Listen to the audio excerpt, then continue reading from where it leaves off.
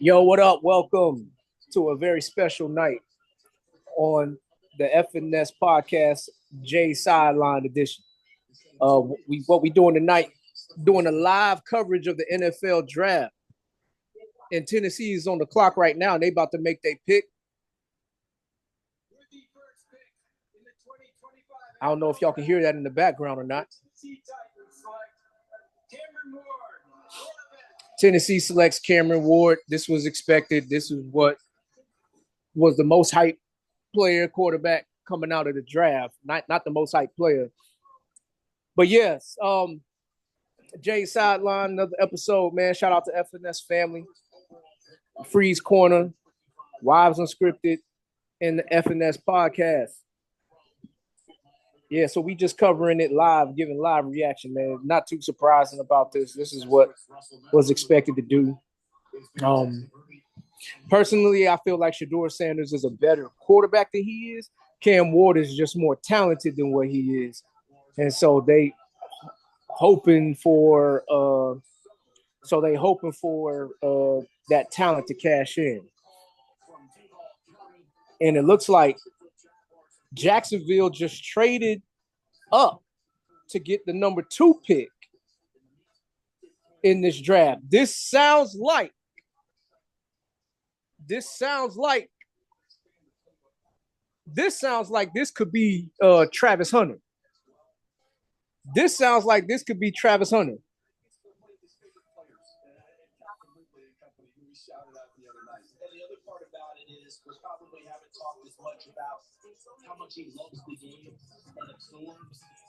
Oh man, if this is what it is, hey man, look, that's perfect.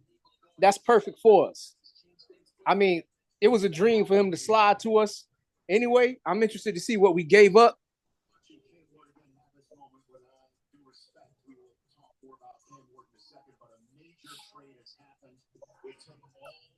I want to see what the package deal was, because moving up from 5 to 2, it's not a big jump, but you only do this kind of stuff when you absolutely sure about somebody. This is going to be interesting.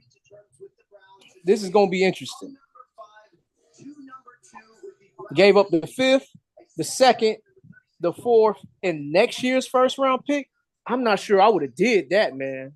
I'm not sure I would have did that.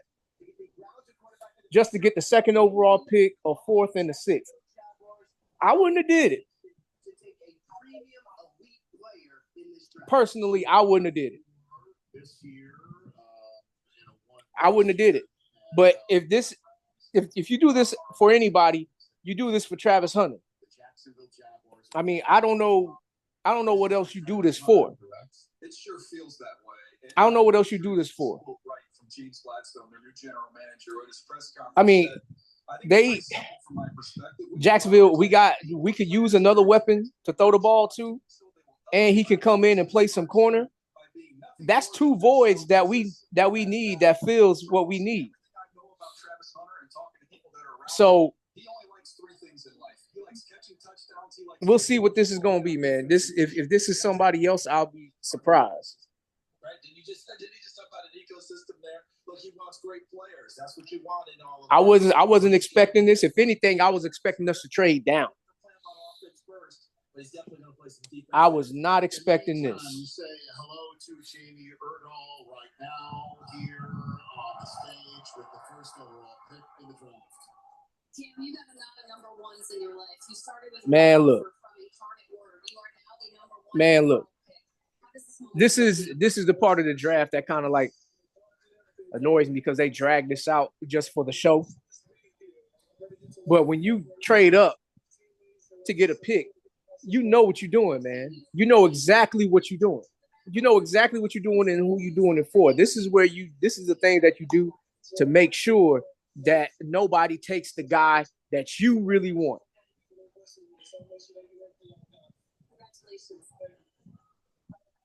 Thank you very much, Jamie. Greatly appreciate that. But, you know, it's 3 minutes and 30 seconds left to go on this clock.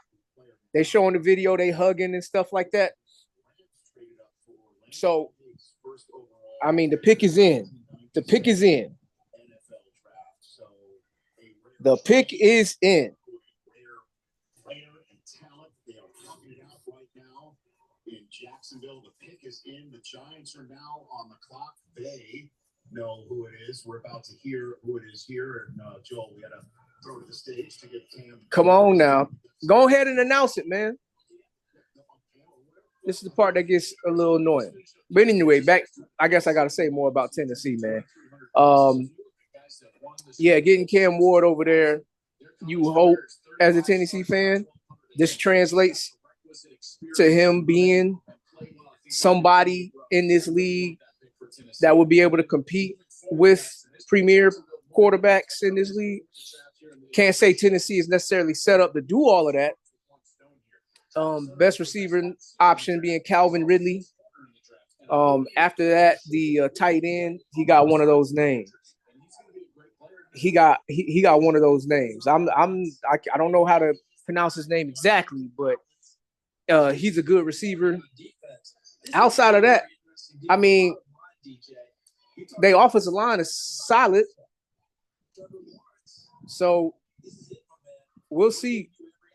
We'll see what happens with this right here. I mean, obviously, you know, Tennessee fans probably seen the writing on the wall with this on the first round. So we'll see what happens. We'll see what happens with this because things about to get cracking in the AFC South Division, man. Because for them to trade up,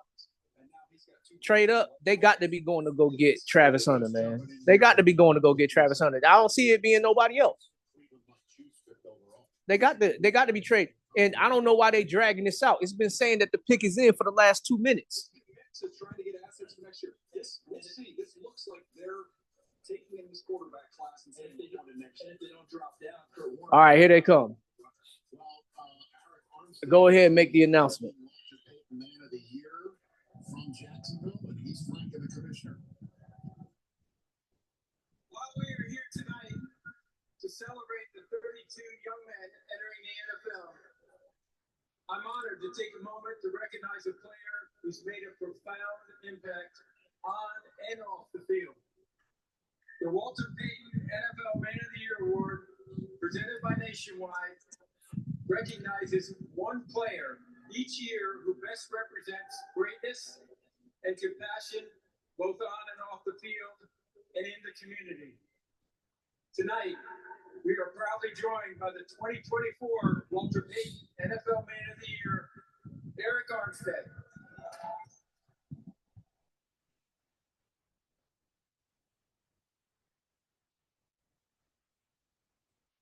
First off, thank you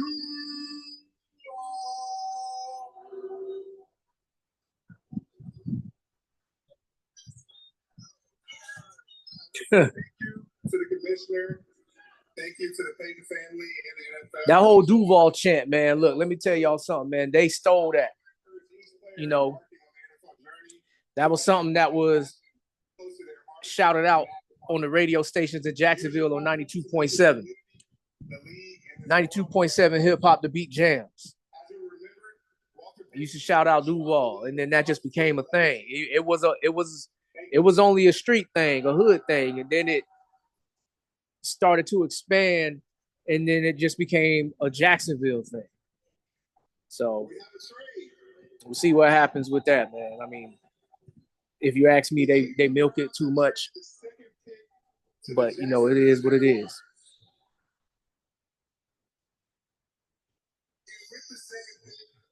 In the 2025 NFL Draft, the Jacksonville Jaguars select Travis Hunter. All right, it's official. Jacksonville got Travis Hunter. It's for real. It's for real.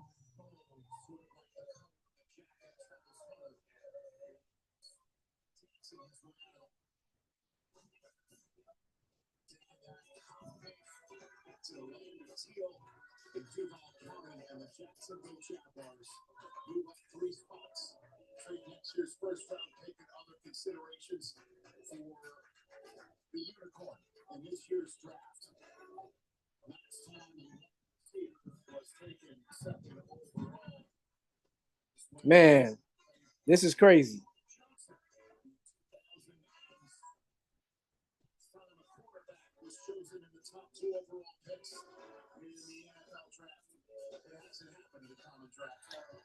I mean, he's going to be playing both sides of the ball.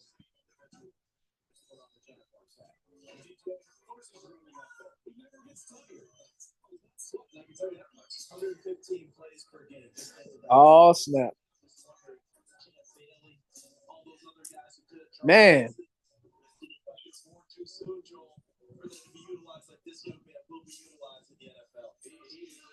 So Travis Hunter comes in to a locker room that already has Brian Thomas Jr. You hoping these kind of moves can help Trevor Lawrence, and then you got two running backs that you can use. Hey, I ain't even trying to cut you off. I'm on the wrong mic, y'all. Yo, what's up? Jags? I mean, you got Travis Hunter? Yeah, they just traded up. How you feel about that, real quick? I mean, when I seen what they gave up, personally, I feel like I would have stayed put. If I would have moved anything, I would have moved backwards.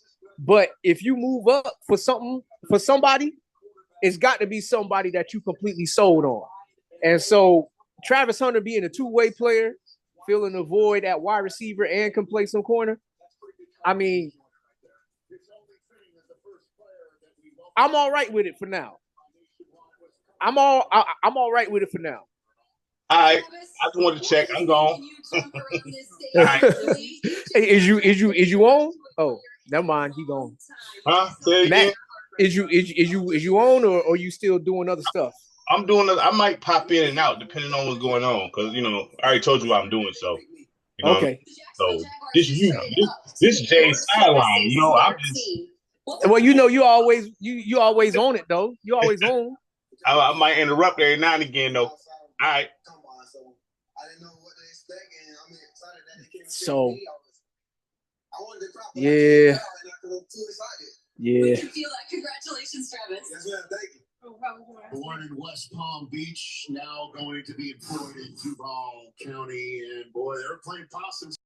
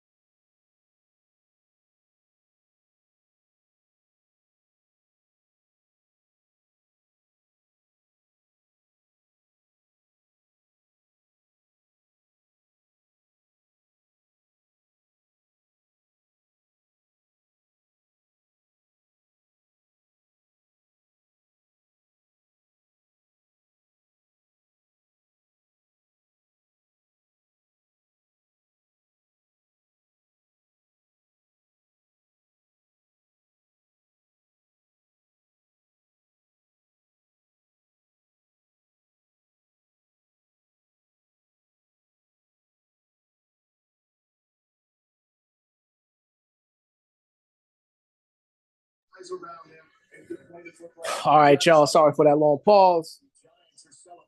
Quick convo with the wife. Like I said, this is live, so you're gonna get conversation with some pauses in there, possibly. But Jacksonville just got the best player in the draft. Giants are up. They pick is in. Let's see what they get. The New York Giants select All right.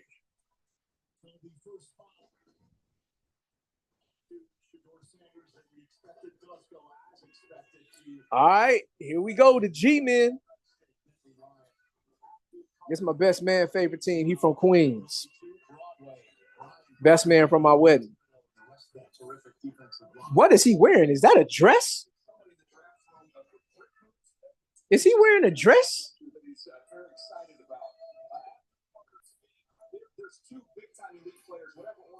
I don't know what he's wearing. Is he I don't know. Maybe that might be like religious. Is he Muslim? I don't know. I don't know what that thing is called that the men be wearing. But yeah, Abdul Carter joining the Giants. Dog. Pairing him with Dexter Lawrence and Brian Burns, life just got hard for Jaden Daniels and Jalen Hurts.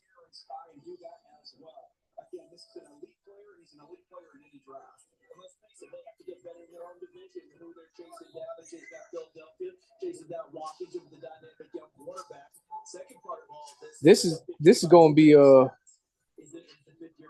interesting. So what this most likely means is that Kayvon Thibodeau is going to be getting moved. He had his chance.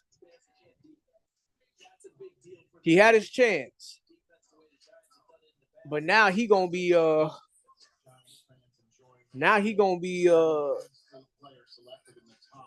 most likely traded away. I mean, there ain't no point in keeping him.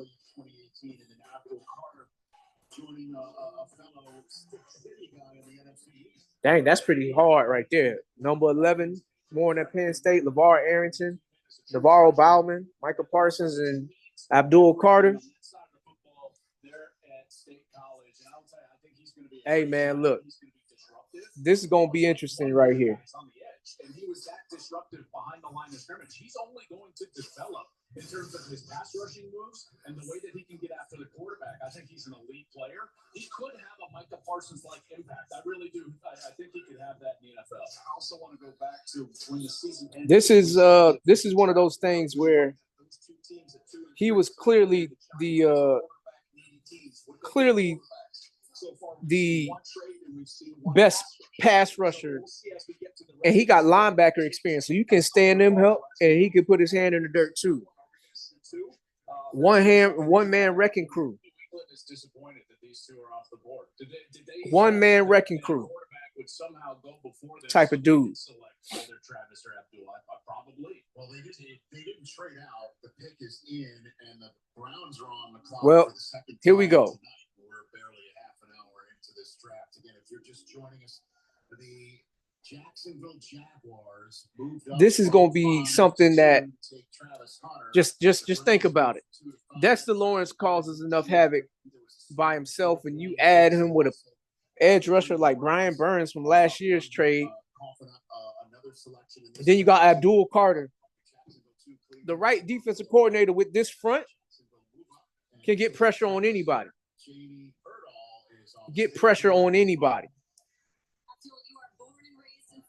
This is going to be something right here for the Giants. And honestly, I feel like this regime, for them to do this to me just says that they setting this team up for the next coaching regime. Because this coaching regime, they was already on thin ice. Coaching regime and the general manager, they was on thin ice. These dudes was potentially getting fired after what happened.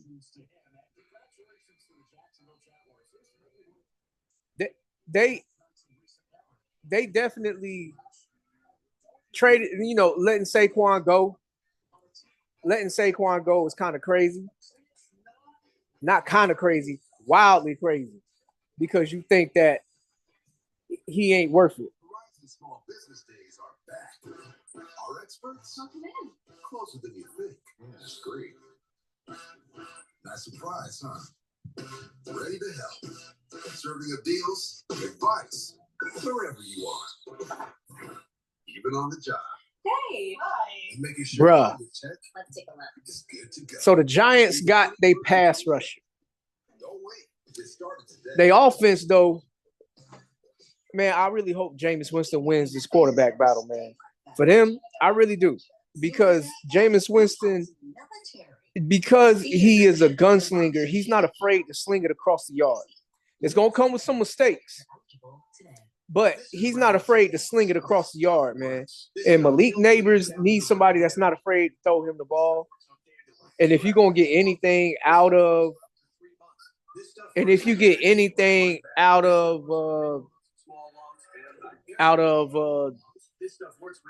the other two receivers, Wan'Dale Robinson and Darius Slayton, you need to have somebody that's not afraid to throw the ball downfield.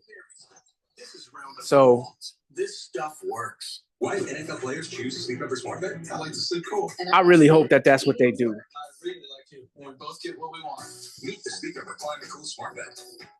Sleep up to 15 degrees cooler on each side. Visit a Sleep Number store near you. With the Chase mobile app, things move a little more smoothly. Patriots on the clock. Send money quickly. Patriots on the clock. Patriots, they wanted to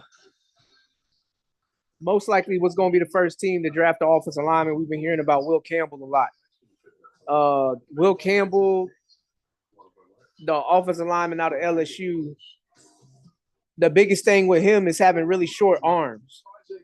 And it's not that it's impossible to play well at that position with short arms. It's just more times than not, short arms dudes don't really translate well playing tackle in the NFL, dealing with the premier pass rushers. So it's one of those things where he could be moved to guard, but you can try him out at tackle to see how he handles it. But moving him to guard is like a sure thing, but it's not like a Quentin Nelson, Zach Martin kind of sure thing. But that's if they go with him. Personally, the best tackle offensive lineman in this draft is Josh Simmons on Ohio State, in my opinion.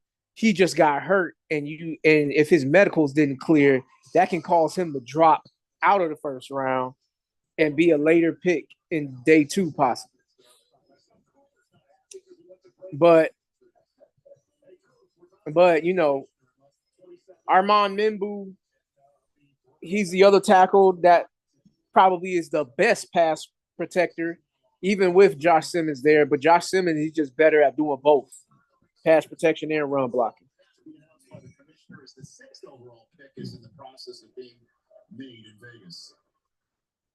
With the 4th pick in the 2025 NFL Let's see what they got. He announcing it now. New England Patriots select Will Campbell. Will Campbell, they drafted him.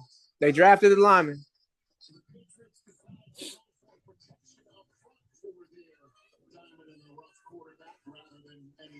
Your thoughts, Daniel Jeremiah? Of all the teams in this draft, to me, the tackle need for the Patriots was probably the most glaring across all 32 teams. They had to go in this direction. Cleveland should draft Shador now. They should. But, yeah, let's not take away Will Campbell's shine. He going to Mike Vrabel, dog. Like Mike Vrabel, as much as I hated when he was coaching at Tennessee, he knows he knows how to coach. He knows what he's doing.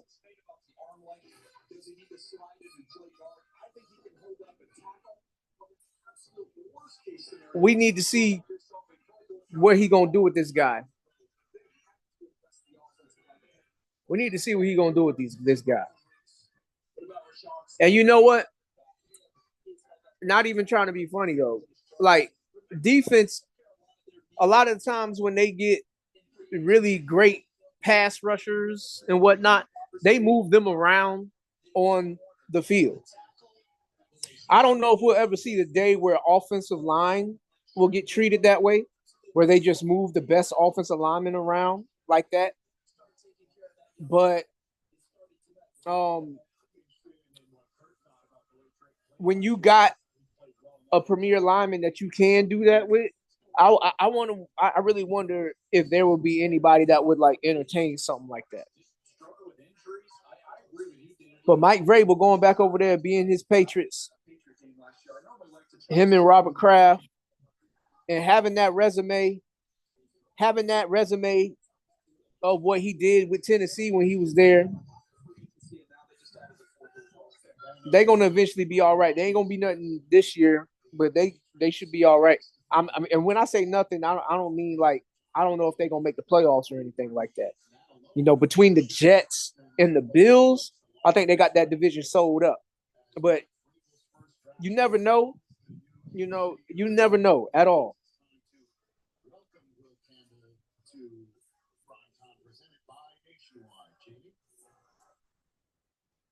Once again, we live. Matt said that he may pop in and out. But this is for real. This is official. What's behind that smile? We 4 picks in, man. 4 picks in. From the draft starting at 8 and it being 8:41 right now. We only 4 picks in. They spending 10 minutes every pick. This is crazy. My man crying on the screen now. I don't know if them real tears or fake tears because he ain't. I don't see nothing coming down.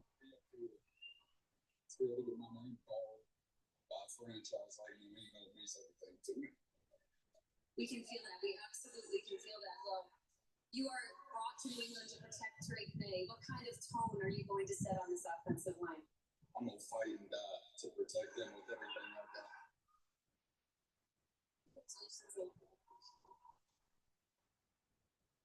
In case you couldn't tell, Wilton was not from New England. He is from Monroe, Louisiana. All right. Massachusetts. Take it away. Which with the Cleveland Browns next at 5, my understanding is they got several calls from teams about potentially trading back. Once again, some of these pause moments that I may have, man, I'm communicating on the phone with some of my folks, man, as we watching this. Carter went to the Giants. Don't rule out the Giants coming back into the first round to try to get a quarterback. Yes, even Shedeur Sanders definitely in the realm of possibility for the Giants. Definitely keep an eye on all that as Vegas is now almost halfway through their first round draft pick. The first of 2 channels return. Right now, I'm texting my homie out there in New Orleans. Being officially part of the ownership group in Vegas, Nevada. So, just an interesting first 5 minutes of us waiting for Vegas to make a choice. Who do you think Cleveland's choosing? Man, look, trying to find text thread where I can text my uncle and my cousins.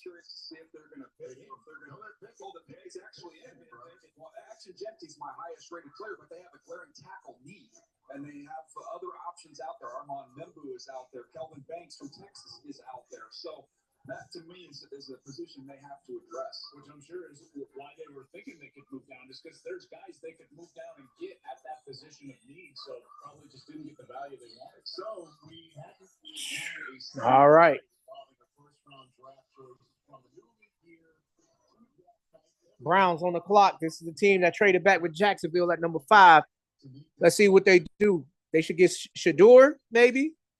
They should. But they got Flacco over there. They might not get him. Oh, they pairing Mason Graham with Myles Garrett. All right. I mean, that ain't bad. Mason Graham's safe pick. University of Michigan. College football champion from 2 years ago.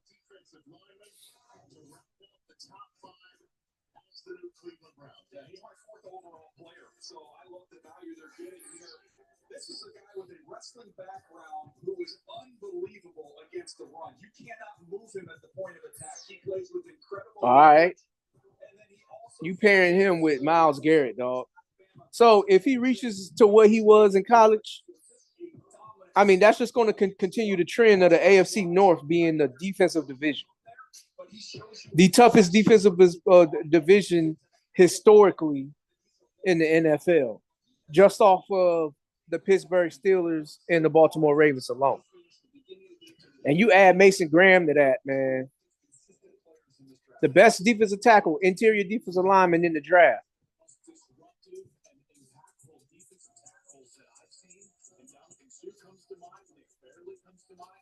They compare him to Luis Castillo on the NFL Network. I can see that. But Luis Castillo didn't have a really long career being at the top. So, all right. So what's that going to mean for Baltimore? They trying to stop Derrick Henry?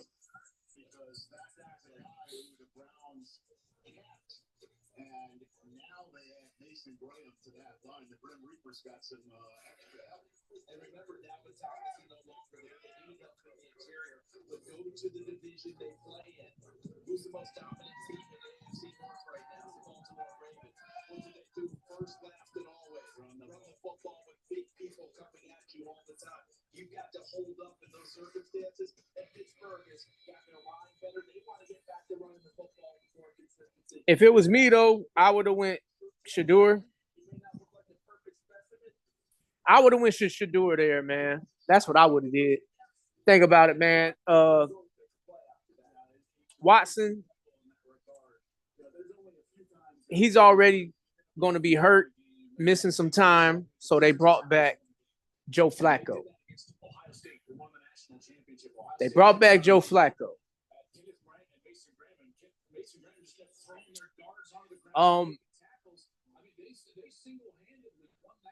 I mean, this defense already was a problem to deal with. In all honesty, the most important trait anybody from Cleveland wants to have.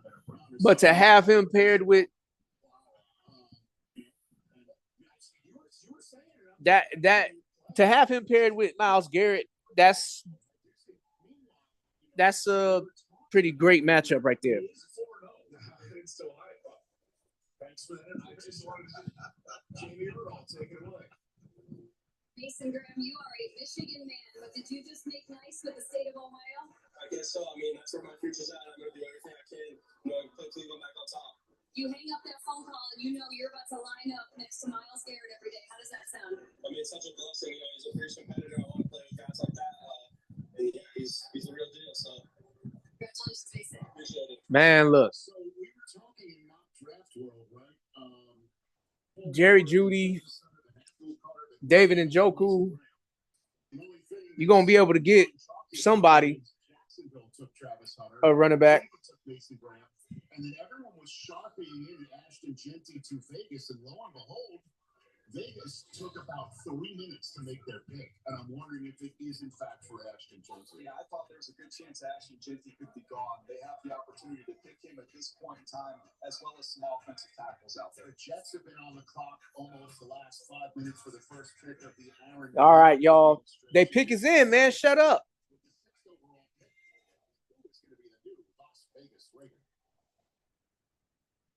With the 6th pick in the 2025 NFL Draft, the Las Vegas Raiders select Ashton Genty. What does he say? From the blue turf to silver and black. Genty is the first choice of the Pete Carroll administration, and I was talking to Ashton on my show a couple of weeks ago. All right. Ashton Genty to the Raiders. All right. I love this pick. Pairing him with Brock Bowers. They got Geno Smith over there. Jacoby Myers. They probably going to add something to that later in the draft. Man, look. You're going to be seeing this going off a lot.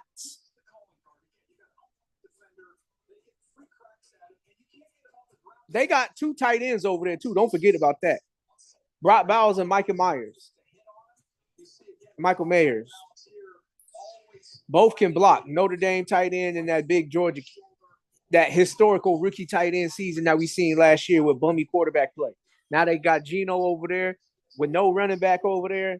Now you got Ashton Genty. He going to explode. He should explode, I should say. I don't want to say what players are going to do and what they're not going to do. They need to prove it themselves. But yeah, going to the Raiders makes sense, man. Old school type of coaching with Pete Carroll. They're gonna run that football. You mentioned Marshawn Lynch already, Rich, and how they built that team in Seattle. Pete's going to probably want to build this team similarly. Remember, in free agency, they went ahead. This is gonna be dope right here.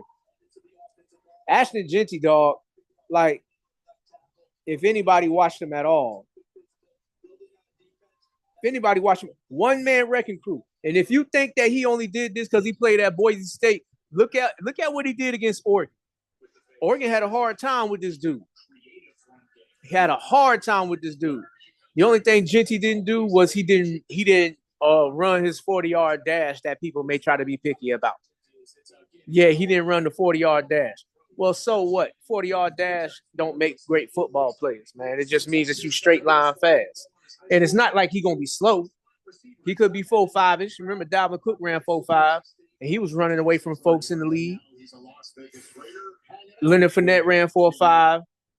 Running away from folks in the league. The entertainment capital of the world to play football. What makes you a headliner for the Las Vegas Raiders? I mean, you seen the energy, you seen the dance moves. I'm ready to go entertain each and every week on Sunday.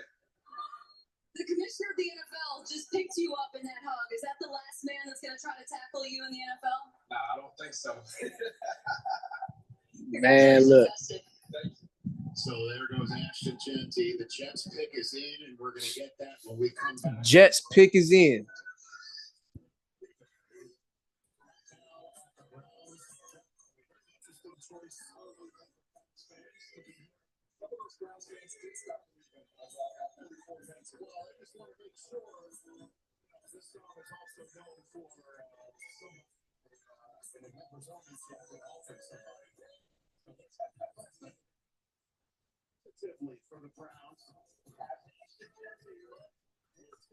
Man, come on, man.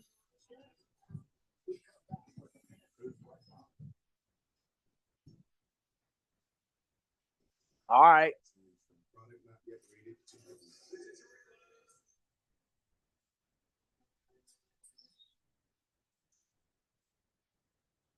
What they advertising now?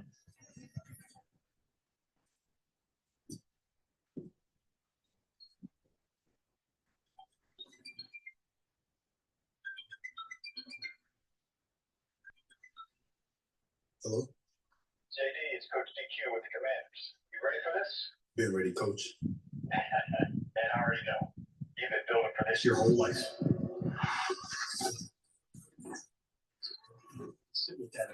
All right. They look like they advertising. What they advertising? Don't make it to the top. Thankfully, I'm not just talking anymore. No, sir.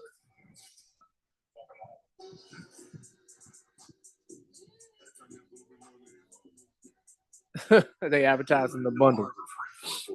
EA ain't slick. Its performance and durability go right along with it. You see, we test, and then we test again. World-class engineering and rigorous testing to ensure our tools perform at the highest level and stand the test of time without testing your wallet. Now, it's time for you to put us to the test. Whatever you do it for less at Harbor Freight. All right, y'all, look. I did get the bundle last year because I felt like I was obligated to do so since it's been so long since we had college and college was coming back out for the first time. I got it just to get it 3 days early. They both was okay games, man. Like, once you dissected them, you seen that it was still EA being EA. You know, EA still being EA, doing EA stuff. They wasn't out here like really especially to a hard physical job. Paying attention to detail. Any game that you played, whichever one, the college or the Madden, you could, look back at your play on replay, break down every player on the field and see if they really doing football stuff. You can see if they really doing football stuff. Because a lot of the times it just be looking like a whole bunch of clutter, bad football IQ-ish stuff and stupidity. So, When it comes to disasters and emergencies, it's not a matter of if. but yeah, I guess that's the way to get sales. Bundle them two together. I wish 2K would get it back though. If 2K got it back, man, 2K would have this whole thing jumping, man. They're still here in Green Bay, and as we are now getting ready to find out who is Team Green. Will Johnson of the University of Michigan is there. Mason Graham, his teammate from the championship team. All right, so we back from commercial break finally. The Jets are on the clock, and they pick is in.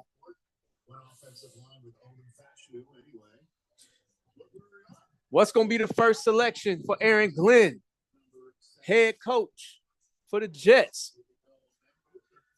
Bringing that defense. I can see them going defense, but I can see them going offensive line. I can see them going wide receiver. I can see them going tight end. Tyler Warren right here would be a home run pick.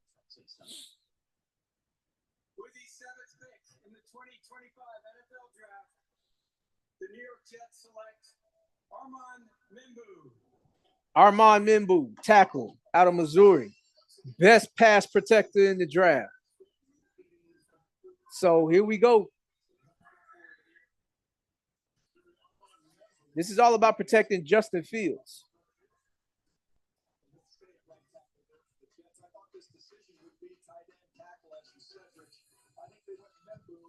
So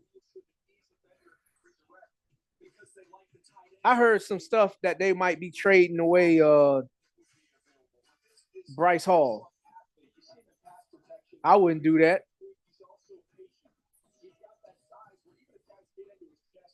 You need to keep him.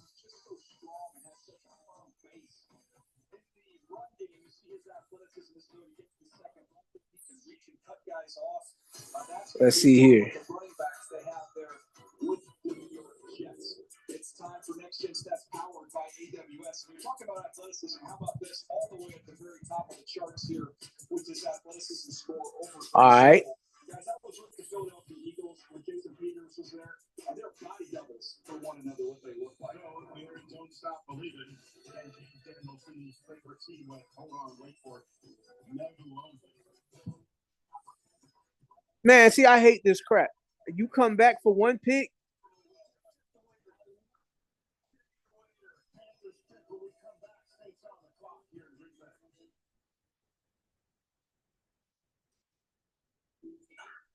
And what makes that iconic? It's a feeling. It's a flavor. Carolina Panthers on the clock. Carolina could use everything, dog. They can use an offensive lineman. They can use a wide receiver. They can use a tight end. They can use a defensive lineman. I don't know if they go for it right here. Mike Green, James Pierce. I don't know. They can use another corner, Will Johnson, or Jade Barron,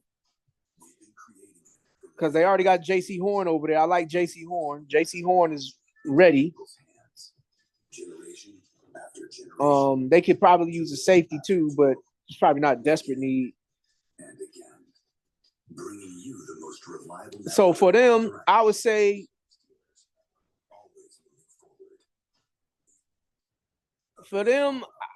you probably want to get the tight end to keep Bryce Young, or get the next best offensive lineman, which is probably Kelvin Banks from off of Houston. Since when? You gotta wait till it's done. 5, 4, 3. Kelvin Banks probably is the pick. Protect Bryce Young, help yourself establish the run. And we got all things football. We're here, baby. Let's get it. All the gold takes. They just don't lose. See what happens with it though. All the big stars. A lot of confidence, a lot of swagger. And then it's a if that's your jam, this is for you. Good morning football. All right.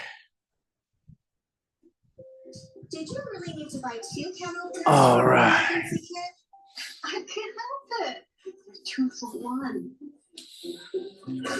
What's this? We need to keep our family communication plan safe in case of an emergency. Thanks, Kika. Oh man. Well, good thing we kept all the lights we used for Diwali. I've got the battery pack. Keep my phone powered so we don't miss any alerts. What about game night? Sounds good. Man, look. Oh, we have to get Right now, the biggest move, though, is Jacksonville trading up to get Travis Hunter. Man, that's the biggest move right now. Everybody else stayed put and just drafted what they drafted. But Travis Hunter, moving up to get him.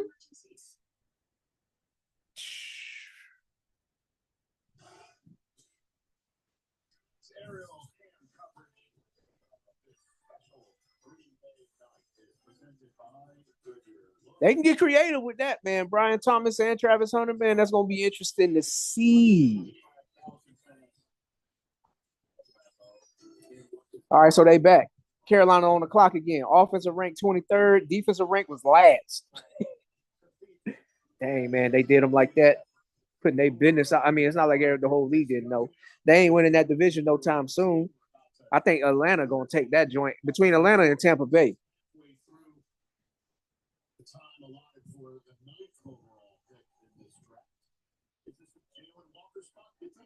This defense was terrible last year, so they're going to really look at a lot of different areas. The pass rush, just finding playmakers on the defensive side of the ball is something that's much needed on Carolina.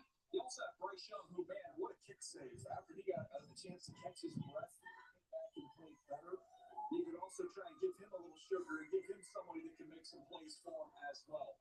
This is a team that's still in the J.C. Horn signed a 4-year, $100 million contract extension in March. Woo!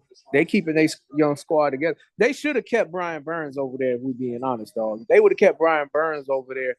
Their defense will have less questions in it, dog. But when you trade away good players, how can we take you seriously as an organization, especially a player that's productive?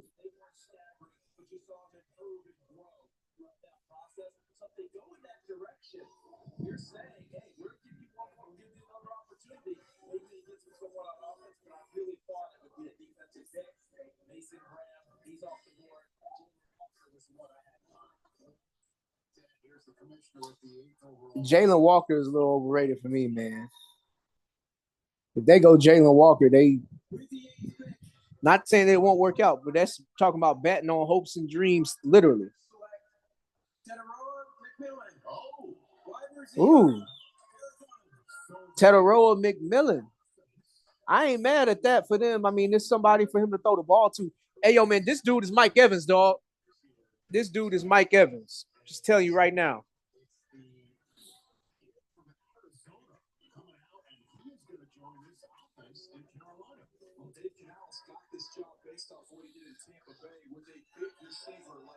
Woo. Big receiver. So he goes out and gets one as a head coach. He gets Ted McMillan, who's very long and rangy. Kind of remind me a little bit of Drake London in some instances. Watch him go up and get the ball. That length, he plays above the rim. Think about Bryce down there in the red zone. Just throw it up with tremendous touch, which he can do. He can go get it. How about the special one-handed catch here against Colorado? The body control, balls underthrown, no problem for a bigger receiver. He can really adjust. Hey, man. Him with Xavier Legette over there. They got Adam Thielen over there. You know, it's not, you know, oh my God, but that's a wide receiver room that, you know, between him, McMillan and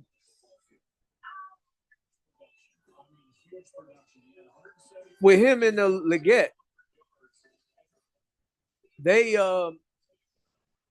got potential.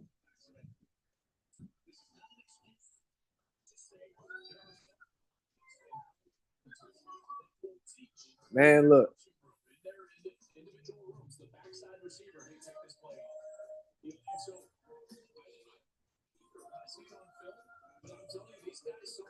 coached to do that in these offenses, and it's tough to scout when you're seeing that on film. But this guy in a 50-50 situation, CD, I don't know if there's anybody better. Shorter quarterback, bigger targets. Last year, it's Xavier Leggett. They need him to come along and play better. They pull out another big, wide-ranging target for the shorter quarterback, Bryce Young, a little more forgiving as they throw it downfield. I'm gonna tell you right now, the best thing that they did was make Bryce Young hold that clipboard for a few games. Receiver, what we mean by that is that solo guy on the backside. It doesn't make football easier for a young quarterback than to look out here and go, oh, I got one-on-one, I got my guy over there. I don't have to overthink this. I can go back and play pitch and catch. So this gonna be that's probably the least thing that I've seen coming. But it's not a bad move though, so I can't really hate on it.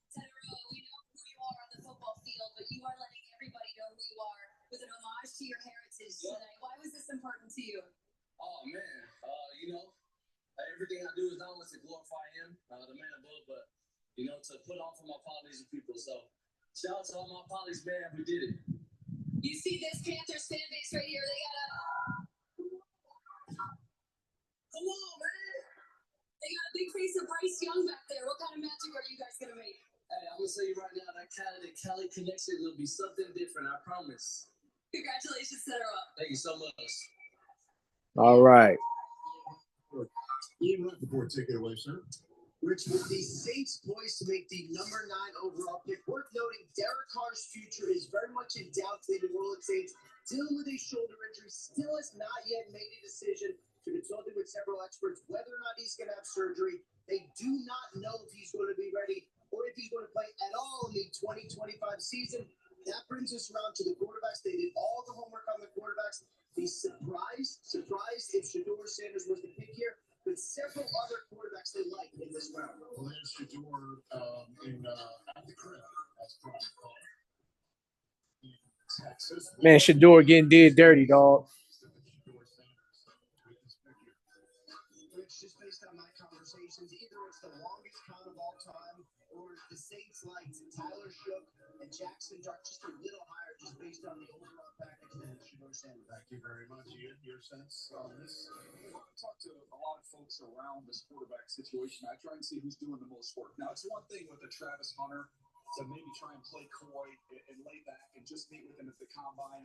If you're going to take a quarterback and put your job in his hands, teams do a full-scale workup on them. And it just didn't seem to me like the Saints were doing that on these guys to take one this early in the draft. So I thought they were more of a day 2, second round. At that point in time, you take your shot.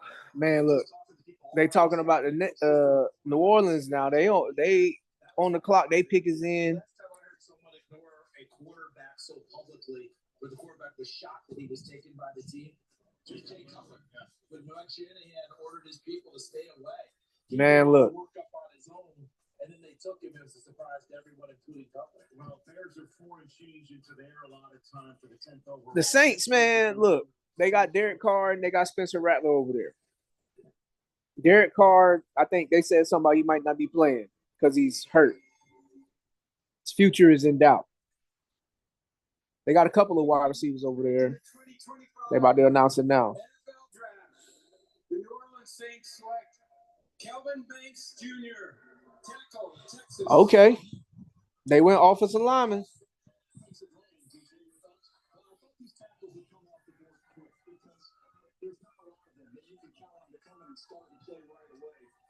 The Saints got Tyson Kawaka to handle one tackle spot. Now they get the other one taken care of. Think about Kellen Moore just winning the Super Bowl with a team that's all about the line of scrimmage with the Philadelphia Eagles. Kelvin Banks, man, they stand consistent on building that offensive line, man. They drafted my man from out of Oregon State last year, Talise Fuaga.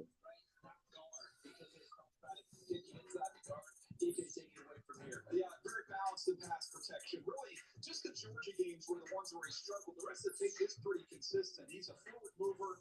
Here he is in that Georgia game, showing you some of those redirection skills that he possesses. Man, look. He's big. He's got those broad shoulders in the running. He can get that initial movement. He a beast with the run game, dog. They gonna run the football, man. You know, Alvin Kamara can still run in this league, dog. To get up to those linebackers. Here's the pop of some of that physicality that he's got inside. I want to see more of that continue to develop in his game, guys. But the tackles, the run was early. In that division, it's not like there's deadly pass rushers there. We just talked about Carolina needing one. Atlanta doesn't have one. Tampa Bay is the biggest threat, but they ain't the deadly pass rusher team. They a physical team up front. Off the edges, that means a need right there. Listen, Kelvin Banks Jr., he's a guy. Sark raves about this guy. When I would talk to Steve Sarkisian, head coach at Texas, about Kelvin Chicago Banks, on the clock. Everybody on our team took care of their business like Kelvin did, we would be good to go. So he's a great locker room guy. And now the weight is on for Shador, who we just saw on our screens. You know, that's the third quarterback spot. Yes, same punt on this is big in that certainly that's what appears to be 21. For everything we're talking about with New Orleans and everything, that's a bit. The story of this pick is, where does Shador go to? Where does he fall to? Meanwhile, the Bears pick is in, and they do have every tight end available for them to choose. We'll find out who that pick is. The Niners are on the clock right now. Oh, Chicago pick is in.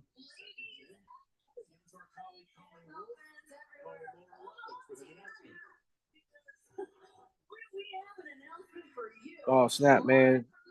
Trying to see what Pistons is doing, too. They down 8 at home. They need to win this game so they can gentlemen sweep the Knicks. Yeah, this is where we get to geek out over every single game and bye week, primetime revenge and rematches, those late seasons. This is the unnecessary stuff that I don't care for, man. I'm going to go get me a beer.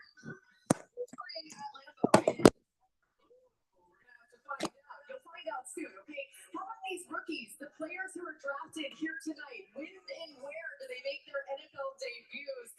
We're going to find that out as well. Let's not forget the expanding lineup of international games as well as Christmas, Thanksgiving Day. There's so many captivating matchups. It's the best. Yes, because nothing says holiday cheer like watching your team destroy another. So, without further ado, everybody, get it together, mark your calendars, set your alarms. The schedule will be dropped on May 14th.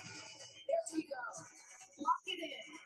We can't wait. You can tweet it out, tell everybody, and don't miss it. Be sure to check out all the great content from the NFL team sites, the club social channels, around the schedule release. Tune into NFL Network as well as ESPN. So much full coverage of the thrilling 2025 matchups. May 14th just around the corner. I know. It's basically here at this point. Guys, get ready and buckle up for the greatest season of your lives. That is quite the hype. I know what I'm doing on May 14th. I'll be working. You'll be working. You hear the booze. That's what happens when the Bears are about to make their pick. Didn't even need to play that. The first ever draft in the home of the Bears. We were talking about, do they trade up for Jeffy? They might attempt it. Didn't work out. If they did, they have every tight end available. All the tackles are gone. This is the tight end. This is the tight end. You mentioned it too, but you said tight end in your mock draft. He's gone, and the tackles are. Yeah, but you mentioned tight end in your mock draft. He'll be gone with the Bears. This makes perfect sense. Ben Johnson.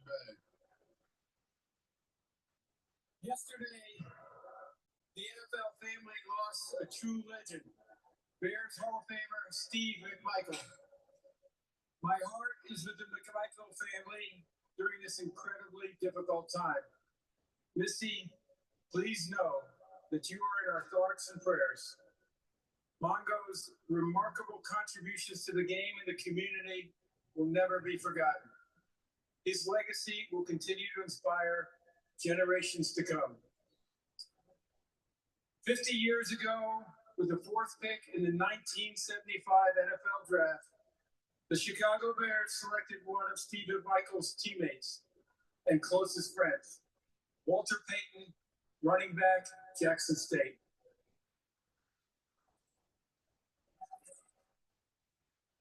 Walter would go on to rush for nearly 17,000 yards and 110 touchdowns over 13 seasons, all with the Chicago Bears.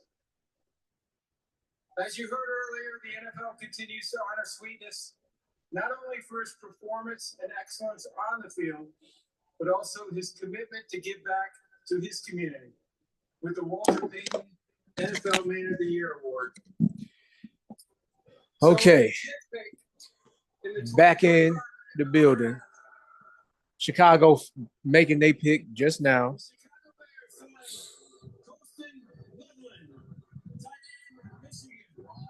A bit of a surprise. I have them right next to each other on my list, so they're both excellent players, different styles. He's a smooth mover, kind of remind me a little bit of Mark Andrews, but quite honestly, you could put Sam Colston Loveland getting picked over Tyler Warren is kind of a little bit of crazy work to me, but it's not like Loveland ain't good. He was the number one receiving option for Michigan. They just ain't win too much. While Tyler Warren, he was the number one receiving option, a running back option, and they was in the playoff.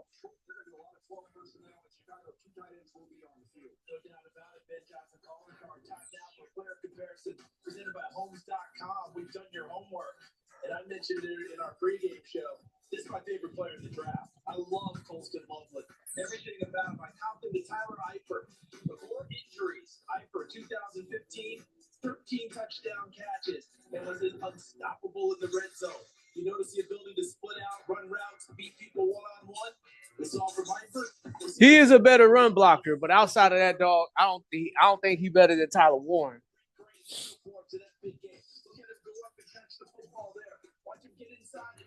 Now you're gonna be playing with Caleb. Ben Johnson about to try to draw some stuff up. DJ Moore and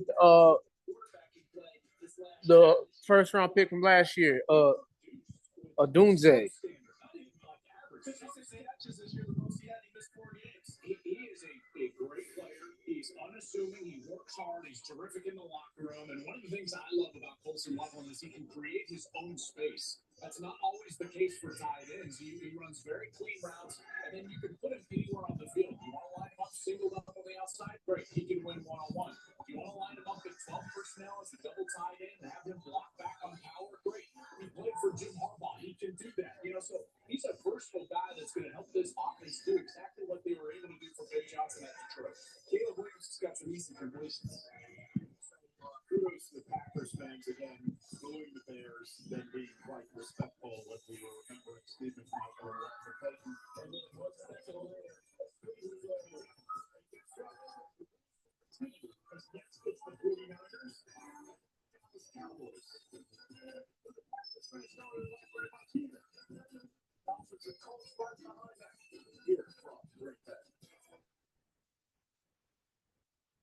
This baby hits 88 miles per hour. All right. Guess who's back? Check me out.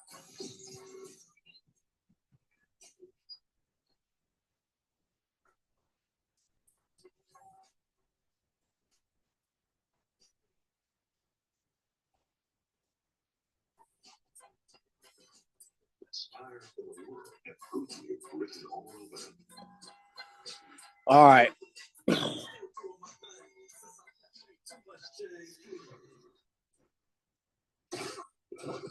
49ers.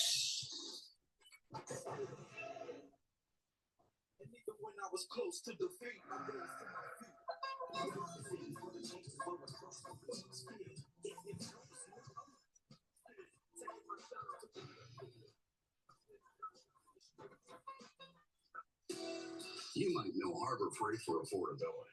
What you might not know is performance and durability go right along with it. You see, we test, and then we test again. World-class engineering and rigorous testing to ensure our tools perform at the highest level and stand the test of time without testing your wallet. Now, it's time for you. All right, let's see what's going on. Test. Whatever you do it for less at Harbor Freight. You keep making that face, it's going to stay like that. I'm trying to get my own car insurance. USAA. Grandpa was in the military. You should have membership with your mom so she could share with you. Easy. USAA. Check if you're eligible today. So, 49ers on the clock. They need offensive line. They need corner.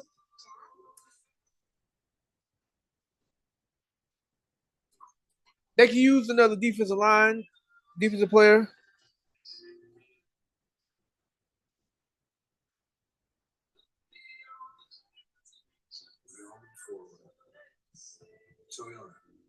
Let's go places. This is Well, what's available? This stuff works. This stuff kills weeds down to the root without killing your lawn. This stuff works on dandelions, crabgrass, clover. Wait, what's available? 3 months. This stuff works guaranteed or your money back. This stuff works on big lawns, small lawns. I would take Will Johnson, dog. This stuff works without killing your lawn. This stuff works without killing your weekend. This stuff works for the rookies. Michael Williams is an interesting pick too, but James Pierce is up there with that. Mike Green too. Shamar Stewart is cold too. They sleeping on him, dog.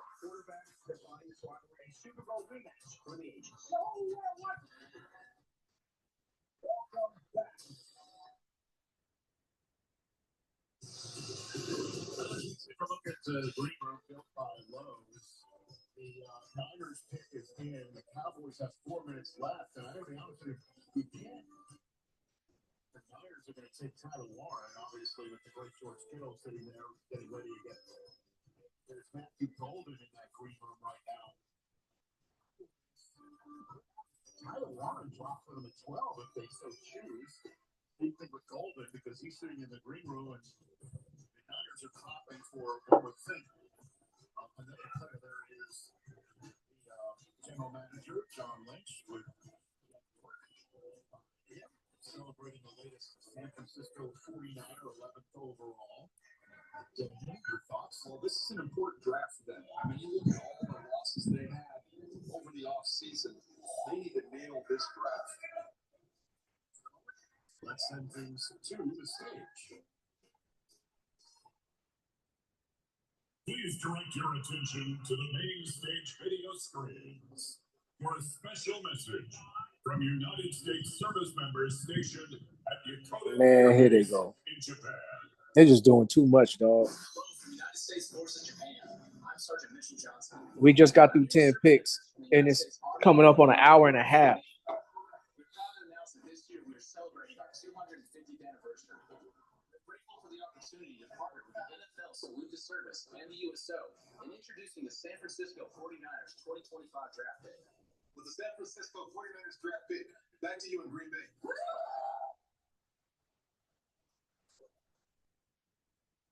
So here comes the commissioner now with that pick.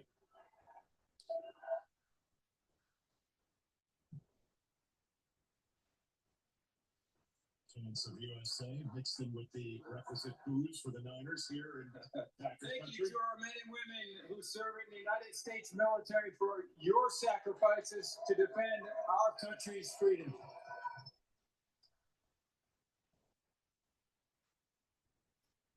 With the 11th pick in the 2025 NFL Draft, the San Francisco 49ers select Michael Williams, defensive end. Oh, snap.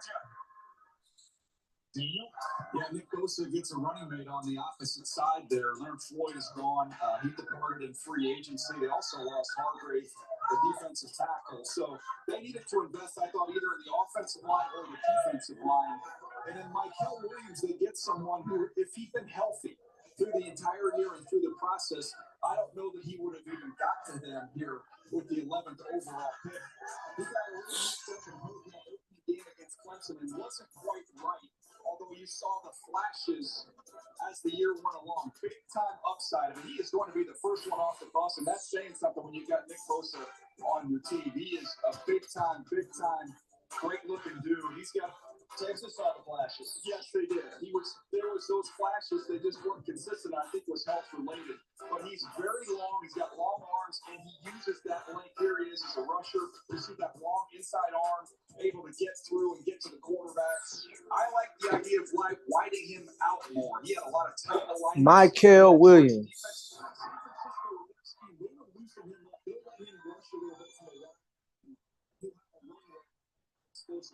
show really, he was versatile for Kirby Smart, but again, I think that worked against him because he was better when he was wide in that wide line.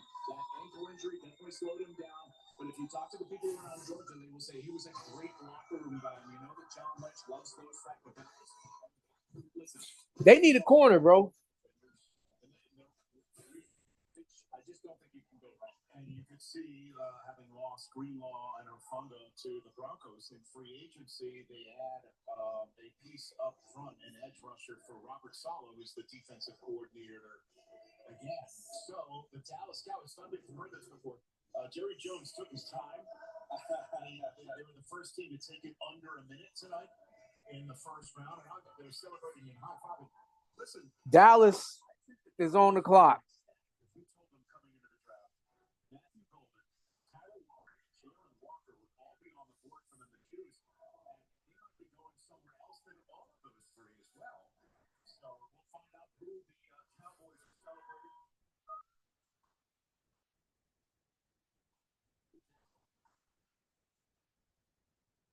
We'll find out who the Dallas Cowboys, and here come the Packers fans to greet him.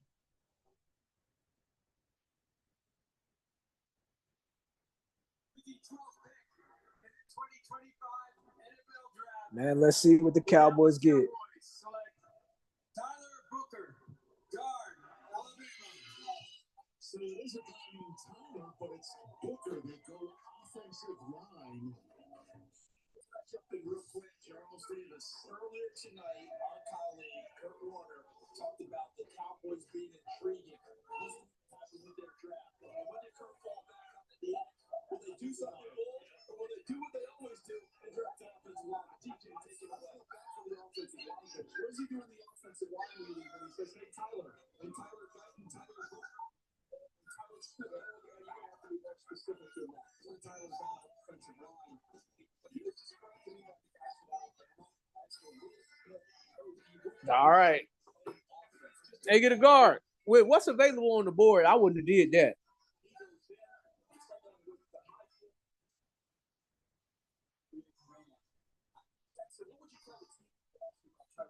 If he gets on the airplane after he gets paid, they want to tell him, "Hey, they changed the schedule. We have a game tomorrow. We just emailed you the playbook."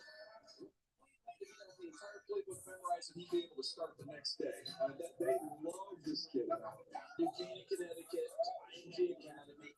Academics a big part of what he does. He's a cerebral player as well as a physical player.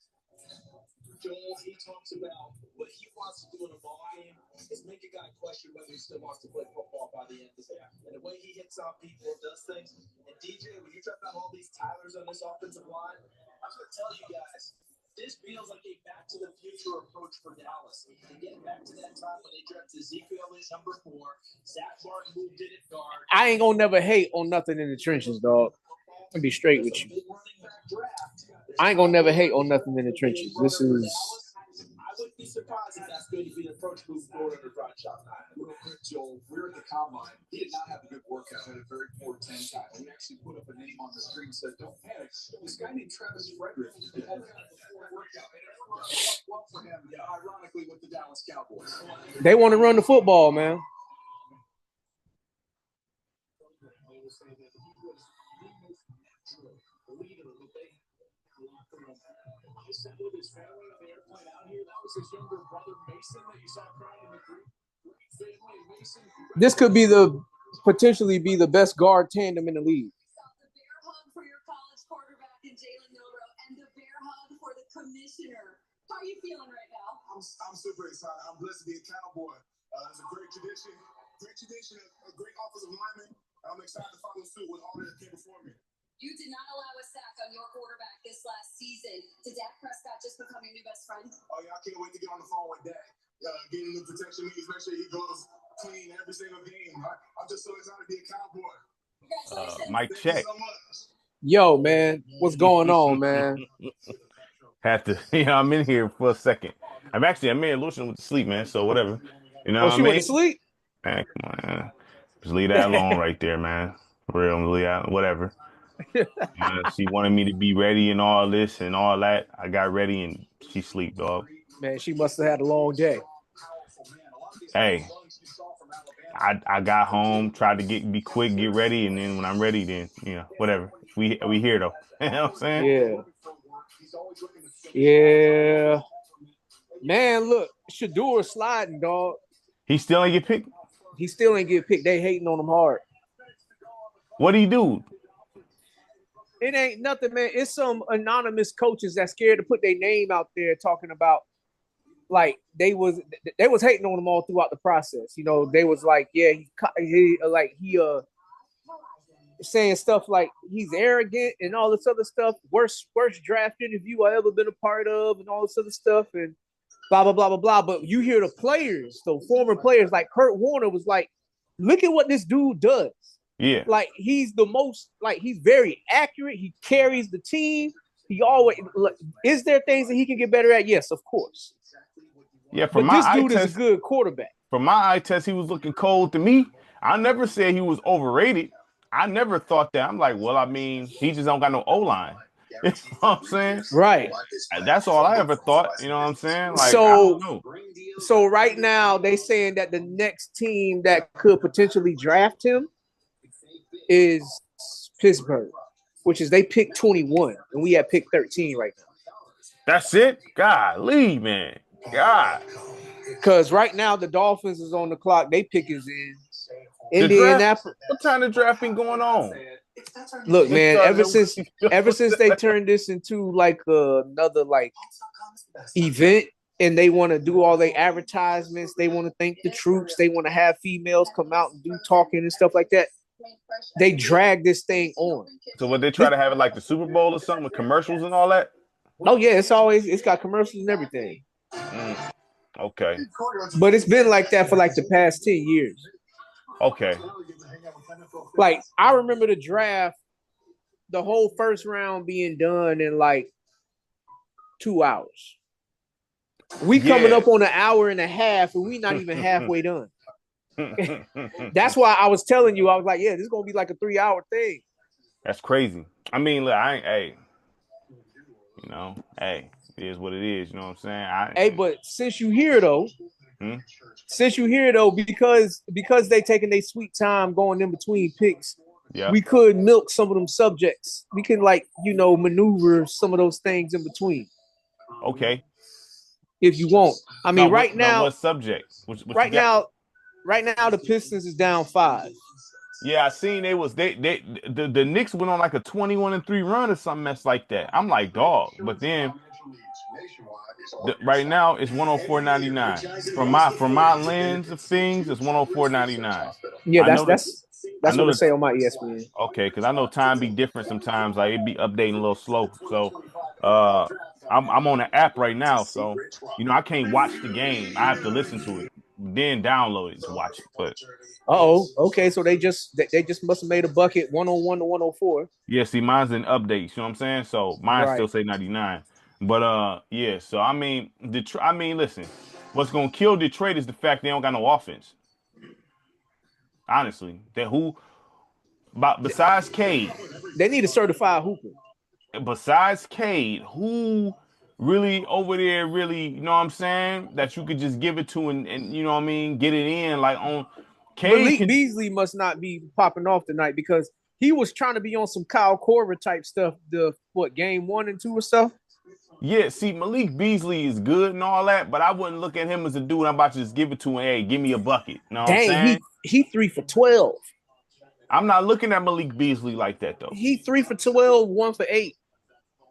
Not surprised. I'm not looking at Malik Beasley to be some, you know what I mean? You know what's crazy? Isaiah Stewart ain't playing either. He got a knee injury or something. But you know what's crazy? I look at a guy like, even though I'm not big on him, I look at a guy like, I don't know if I can trust Bradley Beal in these situations. Bradley Beal's a hooper. So if anything, he can give me buckets. If anything. Right. If there's anything I can rely on this guy on, is giving me buckets. Here, score. First off, they need to dap up the GM for trading for Dennis Schroeder because he's been putting in work. Yeah, but Schroeder always been kind of underappreciated though. Right. All right, Dolphins finally picking. They need offensive line at all costs. Defensive tackle Kenneth Grant from Michigan. All right, Tua. Get you another concussion, dog. So they ain't getting. Well, I mean, is one guy gonna help that? One guy can help a certain spot. But yeah, Kenneth Grant, defensive tackle from Michigan. Wouldn't you say you need at least 2 certified guys on each side? Like at least on one the apiece? offense. Like at least on the O line, like one cold dude on one side, one cold dude on the other side. So at least I would say for you to for your offensive line to walk into like elite status, I would say you need 3 dudes on that offensive line that play at a high level. 3 dudes. No, see, I'm not saying elite, just on some like serviceable type stuff to try to like lower this because he be getting popped, dog. Well, part of that is his fault. He be holding on to the ball, but the other part of it is he ain't got no. I mean, it's almost like Shedeur Sanders' offensive line over there to a degree and for a certain time. But they drafted somebody last year. They left tackle just retired on him. So I'm surprised to see them not try to get something because I know Erman Membu just got picked. Kelvin Banks got picked. There's still 2 certified dudes at the tackle spot right now that's still available. Actually, the best offensive lineman is still available. He just got hurt, and so they have questions about his medical. Okay. But Josh Simmons, he's the best offensive lineman in the draft, if you ask me. Okay. But then outside of him, you got Ariante Ursary from Minnesota, a tackle. I mean, look, your needs is your needs. Jalen Ramsey asked to be traded. Are you surprised that he asked to be traded? Are you shocked by that? I'm not surprised because Jalen Ramsey is a dude that can't take losing too long. Yeah, I'm about to say he's a winner. I mean, right? He's a winner. Now, yeah, he's getting older and he's not as complete as he used to be. But like, this is a dude that practices hard. Like when he was at Florida State, Jimbo Fisher used to have to throw him out of practice because he was practicing too hard. What do you mean practice too hard? What that mean? You supposed to practice hard. Right. You supposed to practice at game speed. I don't know exactly what that means because Jalen Ramsey, he could be on some extra stuff too. So I don't know exactly what that means. But I just remember hearing reports about him having to get thrown out of practice because he was, besides being on 10, he was on 20. I mean, listen, the greats. But it made the team better though, to a degree. The greats practice at game speed. You already know that. So I mean, if they couldn't handle it, I don't know what to say. I say something about them, right? More so than him. I can't fault him for practicing hard at game speed. I'm not. You know what I mean? Like, I can't really. I don't see what the negativity is with that. To be honest, unless he was injuring people. No, he wasn't injuring folks because as crazy as he is, he still knows he needs his teammates out there to win. Yeah, Indianapolis Colts got the best tight end in the draft. Okay, dog, Tyler Warren. I was low key wanting Jacksonville to pick him, staying at 5. But Tyler Warren, he lined up at wide receiver, tight end, running back, and he blocked. He was a one-man wrecking crew at Penn State, the number 1 receiving option. Like, he reminded me a little bit of like he got some like Rob Gronkowski, Jeremy Shockey in his game. I remember Jeremy Shockey. Jeremy Shockey was cold, dog. Yeah. Yep. Yeah, Jeremy Shockey was cold. Yeah. Dog. The Colts got everything set up for a different quarterback to take this job. Because they don't got a quarterback on their roster that's capable of doing something with this.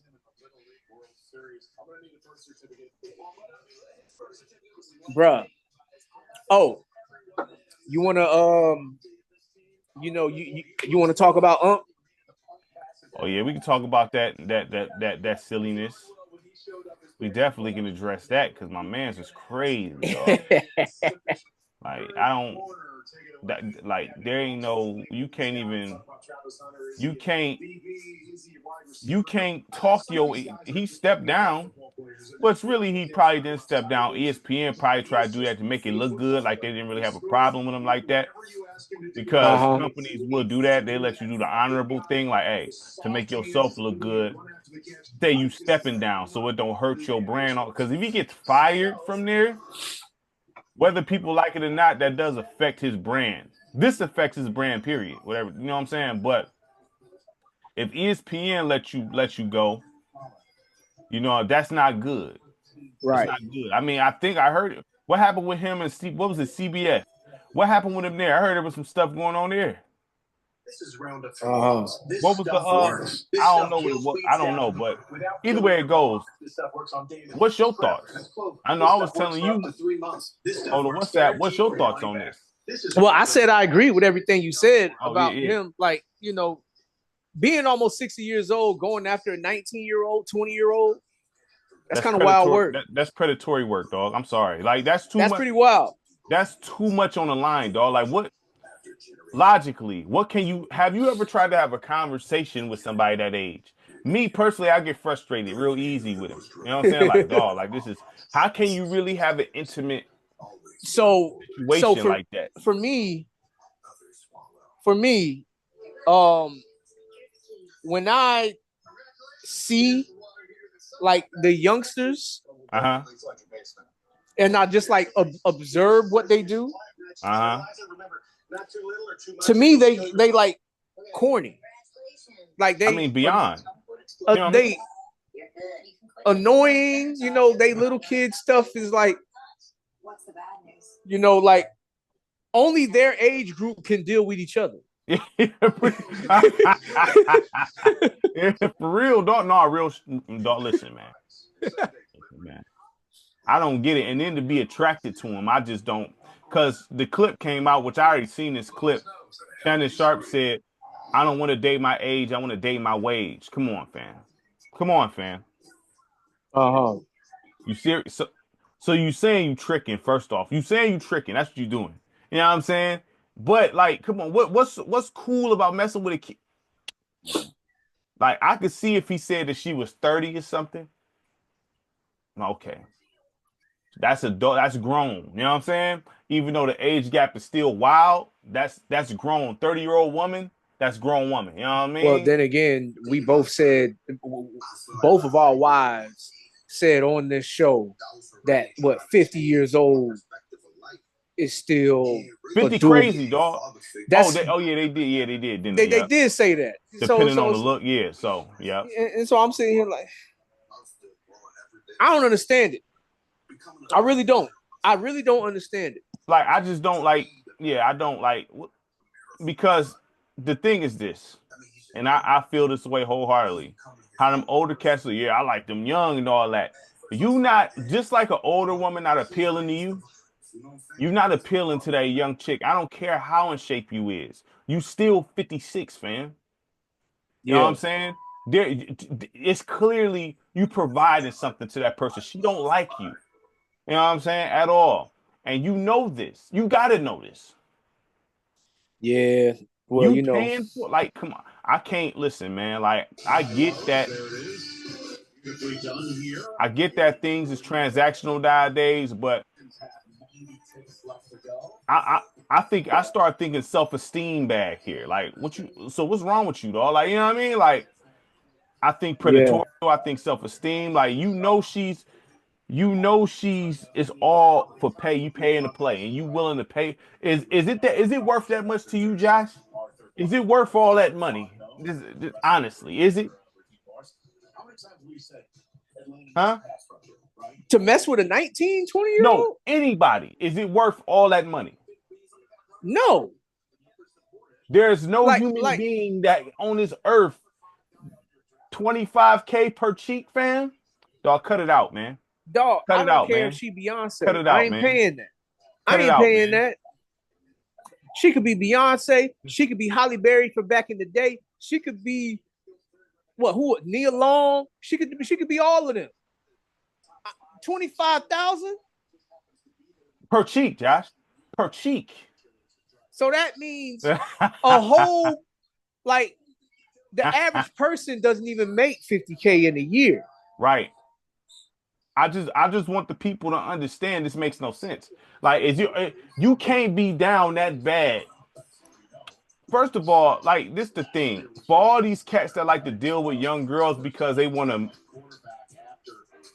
feel in control of the situation and control everything, that's some insecure stuff to me. Because what's wrong with getting pushback if you move in funny style? What's wrong with that? If I'm moving funny, you know what I'm saying, or doing something wrong, I hope my wife will tell me, hey, man, don't do that. But you want yes men around you. So when you have kids around you, they yes men. They just want to, you know what I mean? Could this be him pushing to fight those gay rumors? Well, that was what the tape, that was what that audio thing was for. Well, I mean, but he was dealing with that before that. So you want to fight the gay rumors for predatory rumors? Makes no sense, Josh. I don't know, man. Makes no. We So already you know want to mess? these dudes can't think straight when it Yeah, comes to that. I mean, but like, here's okay. So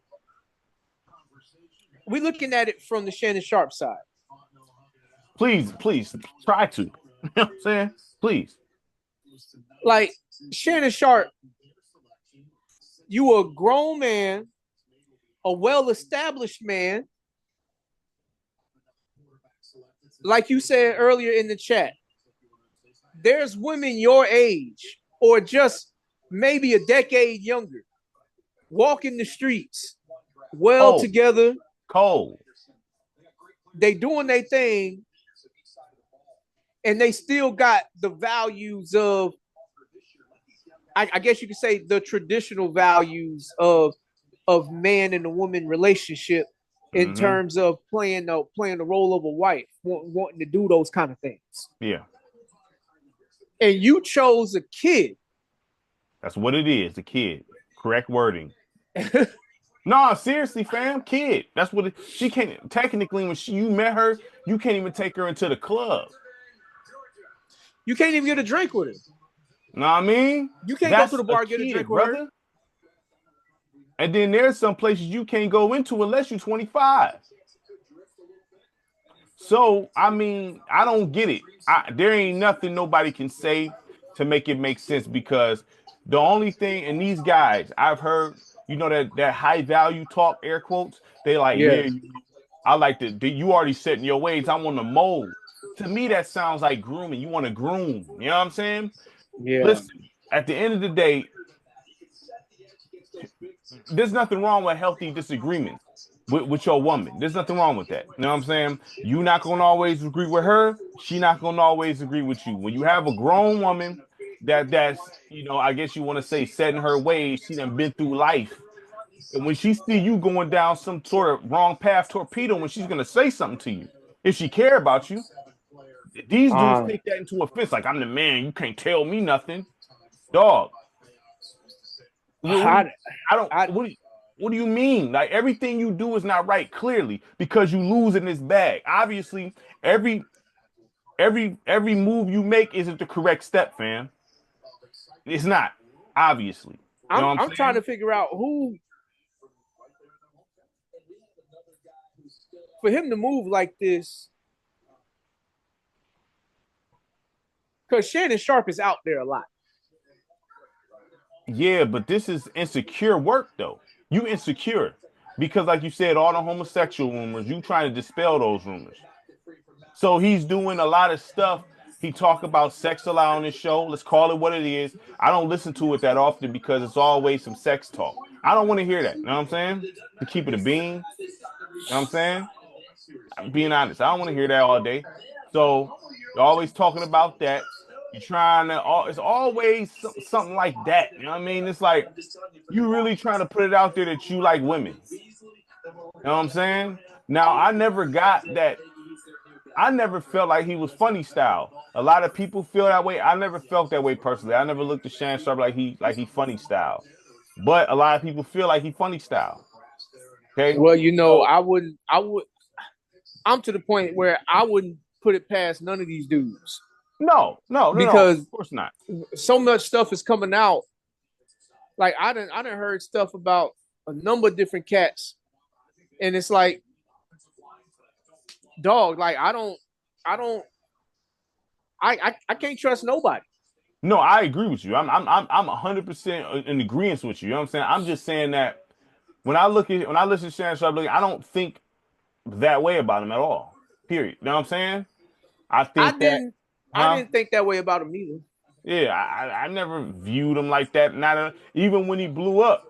A lot of these dudes that blow up, you know what I'm saying, when they change their life, they move different, they dress different, they wear certain things, they do all that when they get money.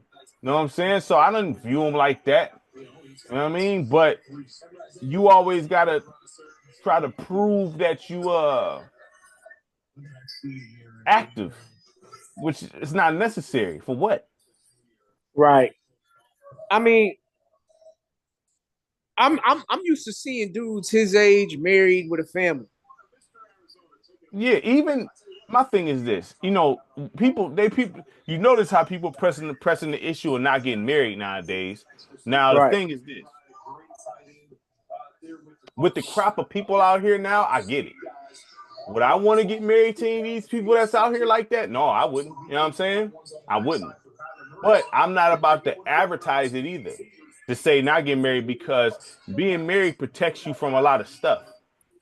Right. You know what I mean? Whether people want to see it that way or not, they say, "Oh, your freedom is getting took." What do you mean? Like, you know what I'm saying? Like, That's just an excuse to run I don't. around loose and do kind of crazy stuff. Right? Because Like, if you talk to people that just was like on some going out and doing everything wild that they could do, mm-hmm. it's some wild experiences, man. I mean, look, man. I And folks want to do that. Folks want to do that. They want to do that, and I guess they open to learning the hard way about life. look, man. At the end of the day, that stuff don't last long. Like that. And I'm not saying marriage is not fun. It's. I mean, you got to handle your business in marriage. It's what it is. But once that fun lasts, it's temporary. Like literally, you know what I'm saying? When you in your 50s and 60s, nah, you can't kick it with the young folks. Right. You just can't. You can't date the young chicks. You can't hang with the young dudes. I mean, it's nothing like you see rappers out here. There's a lot of older rappers out here, but you don't see these dudes with the young cats. They do their thing and go back to the crib. A lot of them married and be at home. There's nothing wrong with that. There's nothing wrong with that. It keeps you in a safe place. It keeps you out of nonsense. You know what I'm saying? I don't understand. You find yourself at the wrong place at the wrong time a lot in situations like that. And then you gonna wish you know what I mean? Like, I don't know, man. I don't know. Now, what about it from the girl's perspective? What you mean? With them? Same Because, thing. well, no, Ain't I'm no saying difference. for this situation, I don't see Shannon Sharp pointing a gun to her head saying you have to be with me. No, listen, we all know at the end of the day, nobody's innocent in this situation. But they're gonna look at him. This is the reality. You know better, Shannon. I expect scandalous stuff from her. I Right. do. I expect her to be greasy because she came up in this. You gotta understand what era we in. We in the YouTube social media era where all these girls come get your bag, go get your bag, blase, blah, blah, blah, blah, blah, blah. You know what I'm saying? So I expect her to be setting people up. That's what they do. Right. Shannon Sharp, who's decades older than her, who been around since back in the day, you seen different eras of this. You supposed to push that. You supposed to be able to swat that away, Shannon. Why would you even fall for that? He should be able to know the difference between something that's a setup, something that's fake, and something that's real. That's why I look at him. The girl, she's greasy. We know that. I expect that. You supposed to avoid that. That's like sitting there going, "Yeah, I don't like to deal. I don't like to be around YNs who want to go walk through the hearts of the hood of Chicago." You know what's gonna happen. Why go there? Why? Know what I'm saying? Or it doesn't make any sense, man. Yeah, I mean, people always move on some funny scandalous stuff. It I don't mean, make we sense. still waiting to see. I mean, because I'm sure more stuff is gonna come out. His lawyer already put out the text messages.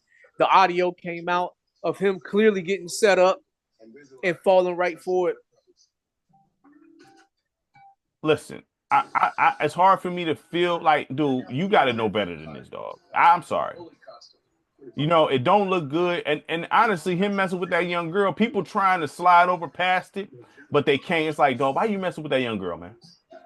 Why? Like, there's no, nah, I mean, nah. You can't make an excuse for that. Nah, you can't. Bang still got to come out about it. The fact that you wrapped up in it is the biggest thing, the biggest problem. Like you said, holding him accountable because he's the adult here. You a grandfather, brother. Like you Yeah, passed that, dog. Like you almost a senior, dog. Come on, man. Like, nah. There's no, I know people wanna, and I ain't saying you, I know people trying to look at this in a certain way, like, well, no, you are 56 years old. And you be on the internet talking like you kicking all this game and kicking knowledge. You know better than this. There is no excuse, man. Nah, right, there is no excuse. Screw her because you shouldn't have even went in that direction anyway. Why would you right, do that? They all about coming up. Okay? You should know that already. right. She's doing what she's supposed to do, actually. I don't agree with it, but that's what they do. So why get wrapped up into it? Yeah, I couldn't be that age, man. Like, dealing with, even if I'm single, a girl approached me at that age, get the F away from me, man. You know what I'm saying? Like, straight up. Real talk. dang it, Get out my face. No application fee if you What apply happened? by May 30th. man. Since the pandemic, Detroit the number of people reaching out to the hotline has about to nearly doubled. lose, bro. Every day, more than 3,000 We don't got no people reach offense, out to man. us I already about told you. We our ain't got no offense. advocates I mean, available. But they K, should still beat them. we know that, but I mean, Detroit, they don't. This is the thing. This is my problem with Detroit. This is foreign territory for them. So just like how you was talking about Houston and Golden State, the Knicks, at least they know what is they know about making a run in the playoffs and all of that. Brunson and all of them, even Cat and all that. They know what to do.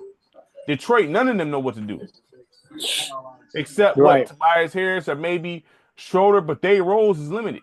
So I mean, you know what I'm saying? Like they don't know what to do. You know what I'm saying? And then, I honestly feel like K doing his thing, but him taking that year off for whatever reason, that's a year less of experience you could have got.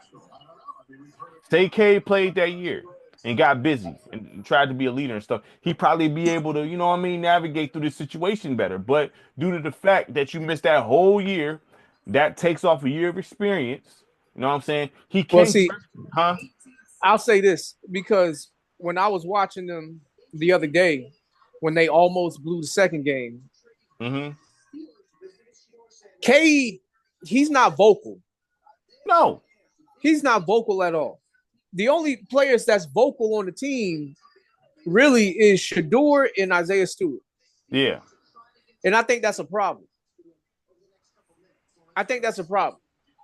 Well, Shador's a veteran, so he's Schroeder. He's going to do that. Yeah, Schroeder. He's a veteran. Dennis Schroeder. Yeah. He's But been like, far in the playoffs. He done seen it all, okay, so he know what to do. right. So my thing is they need to bring in a leaderish type of guy that, because if you're not going to be vocal, there's not a serious issue with that, but somebody has to fill that role on the floor. Yeah, That's where, like you said, if they can get Draymond Green over there, Jimmy Butler, even though you're not the biggest fan about him, Chris Paul. I don't hate Chris Paul. I'm not. I didn't say you hate him. I said you're not the biggest fan. No, I'm not the biggest fan, but I'd take him. Right. I'll take him. Right. And I'm gonna tell you right now, I was noticing Paolo's body language yesterday. Mm-hmm. He looked frustrated in the mug, being like the only cold one getting busy out there. Yeah, man. Like he look. I like what I see with Paolo. He trimmed up a little bit. He looked honestly. He looked trim. He looked kind of different. He looked trimmed up. He looking real polished, dog. Now I mean, like I don't know. The only thing that I don't like about him, Paulo right now, his on ball defense when it comes to defending the ball handler. He's like an open gate. Well, I mean, that's you can get whatever you want. You can go wherever you want. And it looks like he just ain't locked in. Like it looks like he just expects it to be easy when it comes to defense, or he just doesn't want to try. Why would you think any defense ain't easy on no level? Right, but looking at him, we all know Jaylen Brown can't go left. Yeah. He's letting him go to the right as much as he wants. Not just him. I think Derek White gave it to him. I think Pritchard was able to get by him. Like anybody that he guarded that had the ball, he gave up 2 points. Now he got those 2 points back on the other end, but then he would give up 2 points again. Yeah. That's a problem. Yeah, that's never good. But I mean, you know, listen, there's always room for improvement, But would you say he got better since he got in the league? Would you say that at least? I mean, yeah. I mean, I would say, well, I'll say this. Everything that Paulo is doing now, he showed at Duke. As far as improvements to that, it looks like he's became a better perimeter shooter. Not that he's a good, like, high percentage, but he takes them shots and he takes them with confidence and he makes enough of them for it to mean something. Okay. But outside of that, his offensive game, this is everything that he displayed at Duke. So are you open to trading him? No. Okay, I'm just saying. I ain't open to trading him. I'm just scared that he may request a trade. I mean, will he be wrong? You said all the stuff you need. Every time you talk to Orlando, you got a list of stuff. You know what I'm saying? So, right. I mean, would you be surprised if he asked for that? Or would he be out of pocket for asking for a trade? I don't think he would be out of pocket, but I would also hold up the mirror and have him look at himself. Because it's like, it's just like that Carmelo Anthony stuff. Yeah. Scoring 30 points means too much to you. Like, you could score mid to high 20s and play some defense and impact winning the game. Listen, I agree with you. You know what I'm saying? All 30 points, just because you score 30, that don't mean nothing. To me, 2 straight games against Boston with 30 plus points. Look, like who was it? Steven Jackson who said how easy it is to score average 5 points a quarter or something. You know what I mean? You get 5 to 7 points a quarter. You can have a steady average easy. Right. Easy. So and it's not that hard. That don't mean nothing. Somebody sitting there say, "Oh, that don't mean nothing to me, dog." You know what I'm saying? Like, it's ways that you got to impact games. Like, just like, for instance, a cold cornerback, right? Let's say a cornerback don't always get interceptions, but he always deflecting balls all the time. Deflections now on the stat sheet, right? Right. Deflections is now on the stat sheet, or is incomplete passes on the stat sheet. If you cause incomplete passes, that's on the stat sheet on the defendant pass deflections is actually on the pass sheet on the stat sheet now though. So that's something recently added. I mean, not recently. It's been counted for a little bit, but it's not something that this has been the case. Like, this is like, it's like something that they've been doing for a little minute now. Or, for example, you stopping the quarterback from throwing in your direction. Yeah, that's not on the stat sheet. Right. So, but that causes a lot of problems. if they Yeah. don't want to throw to your side, but that don't reflect on the stat sheet. You know what I'm saying? So you can affect the game just by being out there on some like, yeah, this dude, man, we don't want to throw it over there. Wasn't Richard Sherman like that? They ain't want to throw over there with him. Yeah, to a degree he was. To a degree he was because they run that. They ran that cover 3 zone, and Richard Sherman just stayed on that side of the field. He didn't travel with the wide receivers. What cornerback would you say, like, yeah, you don't want to throw over there? That frustrated quarterbacks. Because I don't know who, but I heard quarterbacks get called out for that, not wanting to throw in a certain direction. You know what I'm saying? It all depends on who your team is, because if you got the right receivers on your team, you shouldn't be scared to throw it to nobody. Yeah. Just throw a catchable ball for him. Yeah. But really quick though, let me run this down. Yep. Miami Dolphins select defensive tackle Kenneth Grant with 13th overall pick. Kind of a reach. Could have did something better there, but that's what they chose to do.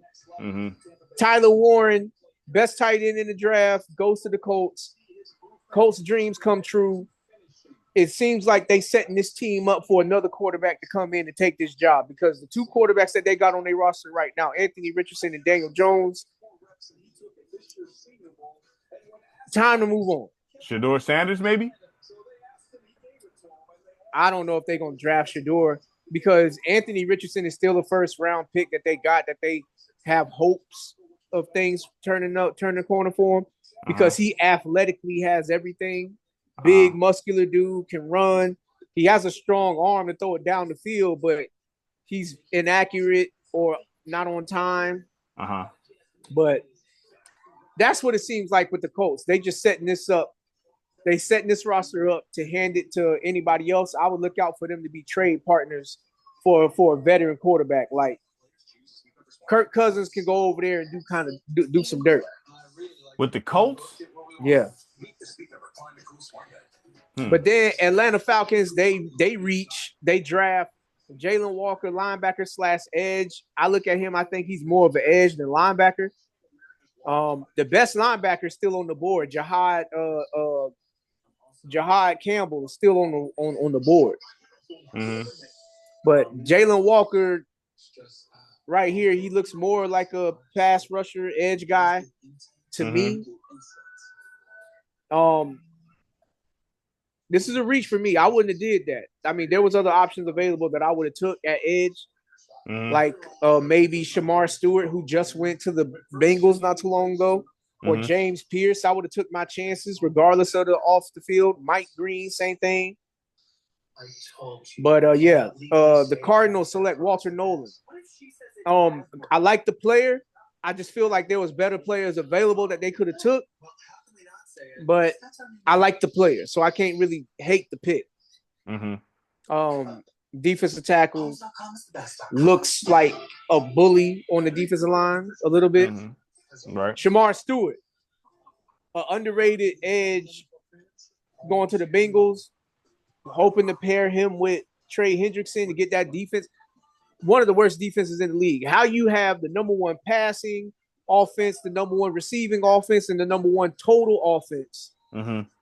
Number 1 quarterback, number 1 receiver, number 1 total offense, all on one team and don't make the playoffs. Did anybody get fired for this? I didn't hear nobody. I'm asking. You know what I'm saying? I'm asking. I didn't hear nobody getting fired. Joe Burrow was the number 1 quarterback in the league statistically last year. Jamar Chase was the number 1 wide receiver in the league statistically last year. So you got 2 elements right there. They had those 2 things, and they couldn't make the playoffs. Are you willing to fire people for this? Most definitely. Okay. Most definitely. This is inexcusable. I mean, you look at that and you go straight to the defense and you look at, like, go to old school way. I got everybody's name on the clipboard right here. I'm gonna be looking at tape. Right. And I'm gonna be scratching off names. Right. And if the coaches is putting y'all in bad positions, don't worry, coaches, y'all names on this list too. I'm gonna be scratching off coaches. Right. We don't need him. Right. But yeah, And then the last pick that was just made, the Seattle Seahawks, they draft Gray Zabel, guard from North Dakota State. Shout out to North Dakota State, one of the smaller schools in college football, but in their division, they seem to be running things. They've been running things for a long time. You heard the names of Carson Wentz. You heard the names of Trey Lance, Christian Watson, a wide receiver on Green Bay, came out of North Dakota State. So North Dakota State, amongst their division in college, they are consistently at the top. So we'll see what happens with him. I mean, he plays guard. So the big thing for him was that at the Senior Bowl week, when he was actually competing against NFL caliber talent, he was able to hold his own and a little more. Okay. So he showed that he belongs. Okay. So right now, Tampa was on the clock. After them is Denver. And then pick 21 is the Pittsburgh Steelers, that seems to be the last spot that is a realistic option for Shedeur Sanders to get drafted in the first round. Do you think he slides this second round? If he doesn't get picked by Pittsburgh, yeah. Because think about it. Tampa ain't drafting them. They got my mans over there, Baker Mayfield. Denver ain't drafting them. They drafted a quarterback in the first round last year, Bo Nix, who played well, showed out pretty good to where they was able to make the playoffs under my man that was the former head coach for the New Orleans Saints that won the Super Bowl with them. Yeah. Then after Pittsburgh, LA Chargers. They got Justin Herbert. He's already proven to be a consistent quarterback in this league. Green Bay got Jordan Love. He's proven to be a good quarterback, starting caliber quarterback. Minnesota, after them, they got a first-round quarterback from last year, the Michigan quarterback. I forget his name. Houston, they got C.J. Stroud. The Rams, they got Matthew Stafford. That's another potential spot because if he can go there and hold the clipboard and learn from Matthew Stafford and be there with the head coach, that's an option that's not bad, but it's just that most of the time for a team like that who's potentially winning their division, they want to add somebody that's going to contribute to that right away. Right. And then Baltimore, they got Lamar. Detroit, Goff. Even though I would personally, but Washington got Jaden Daniels. Buffalo got Josh Allen. Kansas City got Patrick Mahomes. And you know Philly ain't going to draft no quarterback after Jalen Hurts and them just won the Super Bowl last year. So yeah. So you said you would take Shedeur over Goff? I would. Right now? Or I would at least draft him and have him sit and learn on the Goff. I would at least do that. But the only problem is Detroit, they need another guy on the line with my man Aiden Hutchinson. They need somebody else over there on the line.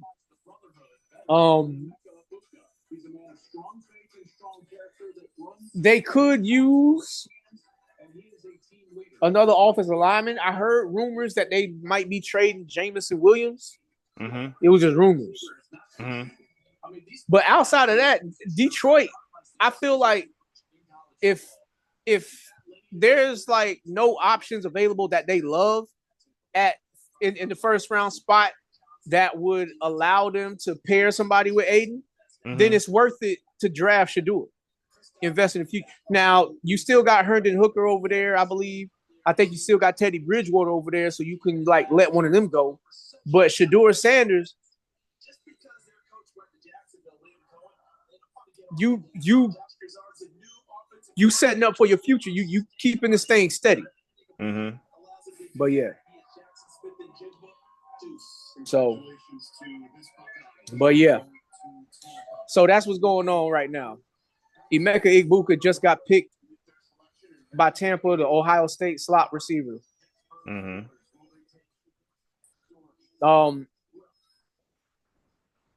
It's not looking good for your boy Shador, man. Pittsburgh, hey, Mike Tomlin already came out and said that he liked him. And what that mean? And well, this means that it's just another potential spot because they still don't have a starting caliber quarterback on their roster. Because remember, they've been waiting on Aaron Rodgers. Yeah, I wouldn't be waiting. I wouldn't be waiting on him no way though. Especially if Shador falls to them because they only got one more pick, which is he is, because it's the Denver Broncos. Mm-hmm. If they draft Shador here, when Aaron Rodgers called me and be like, yeah, I'm ready to sign the deal. We moving in another direction, fam. Don't even worry about it. Yeah, like, dude, I'm not about to sit here waiting on you. Like, you gotta be kidding me, dog. Yeah. You put him over there. They offensive line has been not the best not the best last year. They made an offensive coordinator change. And so they changed their whole blocking schemes. But they got the talent over there. On the offensive line, they got the talent to be good. Mm-hmm. They don't got a running back like they don't got Najee Harris over there anymore. Mm-hmm. Najee Harris went to the Chargers. Got traded to the Chargers. Mm-hmm. They traded to get DK Metcalf. I heard that they might trade George Pickens. They got a tight end in Freiermuth. They could draft another running back next round. But their defense has always been their defense. Mm-hmm. If Shador goes there, they can just slide him in to be the starter right away. Because ain't no Mason Rudolph stopping him. Sorry. Ain't no Mason Rudolph stopping him from taking starting snaps. I would like it for Tomlin and all of them. Like, okay. You know what I'm saying? I would. And all that stuff that Dion was talking about, like he wanted his son to go to a warm weather climate. Shut up. Shut up. Look, man. Right now, there is a such thing as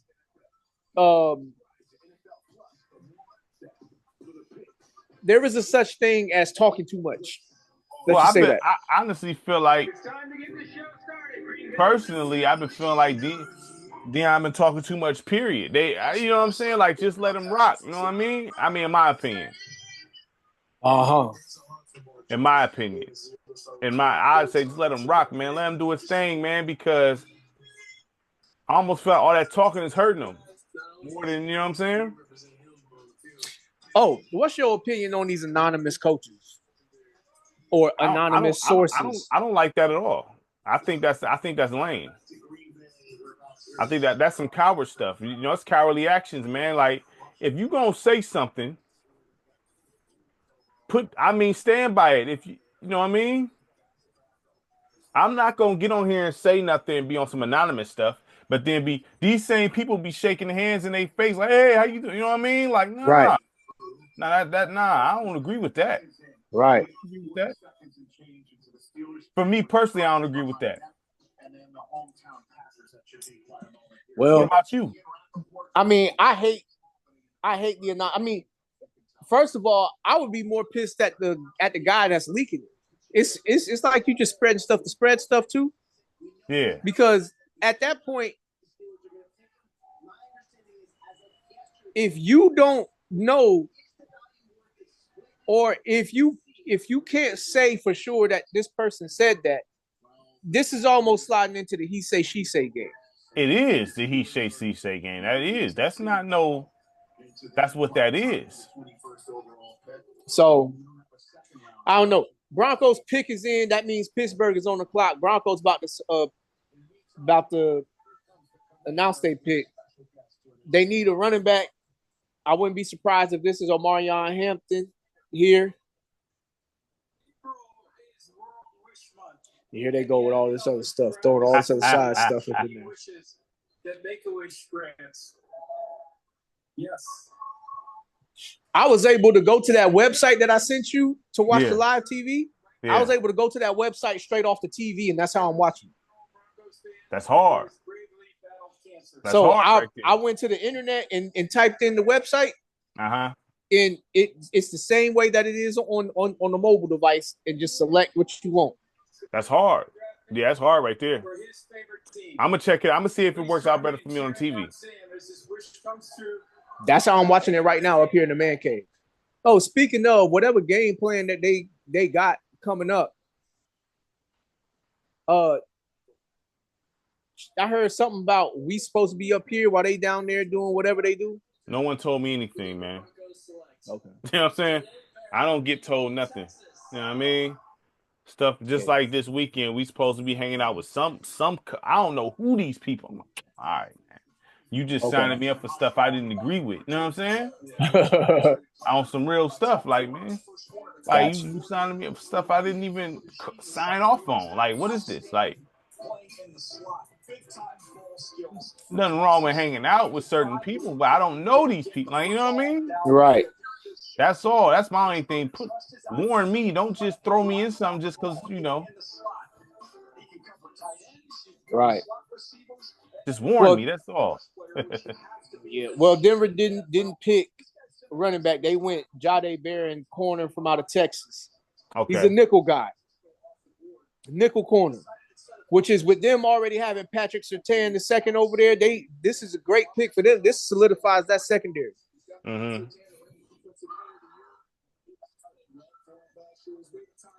Going to Denver. Speaking of, we need to roll up to Denver. I mean, I'm with it. I thought we said we was doing that anyway. Yeah, but I don't know when though. Oh. Yeah, I'm with it. I mean, I've never been to Denver, so. I mean, you can walk around the city worry-free at all. Like there ain't nothing going on that's threatening or anything like that. Mm-hmm. It's a sports town. There's like a sports bar like on every corner with a beer brewery. Yeah, that's I'm definitely interested in going to see what's up. You know what I'm saying? I'm definitely interested in that. But staying up in the mountains though would be dope. Yeah, I'm with it. Did you see any mountain lions or anything like that? We didn't get to go to the mountains. Oh yeah, I forgot. Remember, we got stuck there on a layover. Yeah, I forgot you did say yeah. All right, here we go. Pittsburgh. Are they going to make it Shedeur Sanders, or is Shedeur going to slide to the second round? That means Aaron Rodgers should be announcing retirement then, right? I wouldn't say announcing retirement, but Aaron Rodgers is probably looking at this and saying to himself that I'm going to see what all these teams do in the draft, and I'm going to pick the best spot for me. Is he in high demand? For certain teams, he could be. Like for the Colts, he could go to the Colts right now and start. And start. Because he's better. He's better than Anthony Richardson and Daniel Jones. Would he be better than Andrew Luck? I don't know if he'll be better than Andrew Luck, because Andrew Luck was up there when he retired. So I'm saying, like, Andrew Luck was cold. There was some high praise around that brother right there. You know what I'm saying? Would you say it was warranted? Warranted what? All the praise Andrew Luck was getting. I mean, yeah, he was out there doing his thing, but but Andrew Luck is the perfect example of, if you don't protect your quarterback, he's gonna have a short career. Mm-hmm.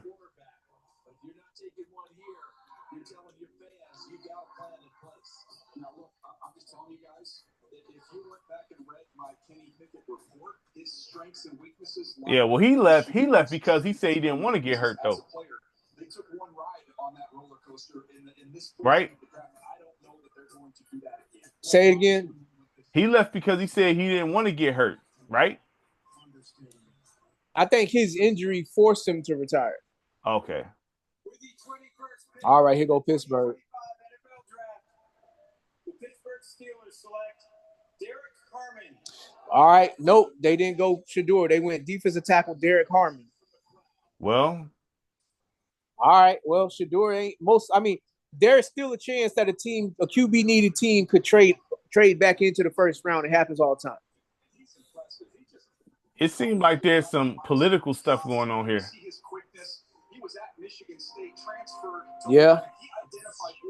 That's what it sounds like to me, fam. To be real. You know Deion probably gonna have something to say about this. Yeah, you know he definitely gonna say something. He definitely gonna say something. Let me ask you this: huh? if you was a draft prospect, would you attend the draft, or would you be at the crib with your folks? If I'm a prospect, it depends where I'm going. If I'm second round or something, I'm staying home. Well, you have no way of knowing. Your agent don't tell you where they think you're going? Oh, yeah, he always give you options of like, you could go here, you could go here, you could go here, you could go here. But don't they be knowing we talked to them, they said they're going to they're going to pick you. They said that. Yeah, but teams lie all the time. Mm-hmm. The Giants said that the Giants told Michael Parsons that they was going to draft him and went the other direction. Okay. Yeah, I mean, for me, I would want to go just because, I don't. Listen, man, like at the end of the day, like I get it, kicking it with the family and all that, but I'll be there. I'll be there. You know what I'm saying? I'll try to take like important members of my family with me. You know what I'm saying? But I'll be there. I want to be there. What would you do?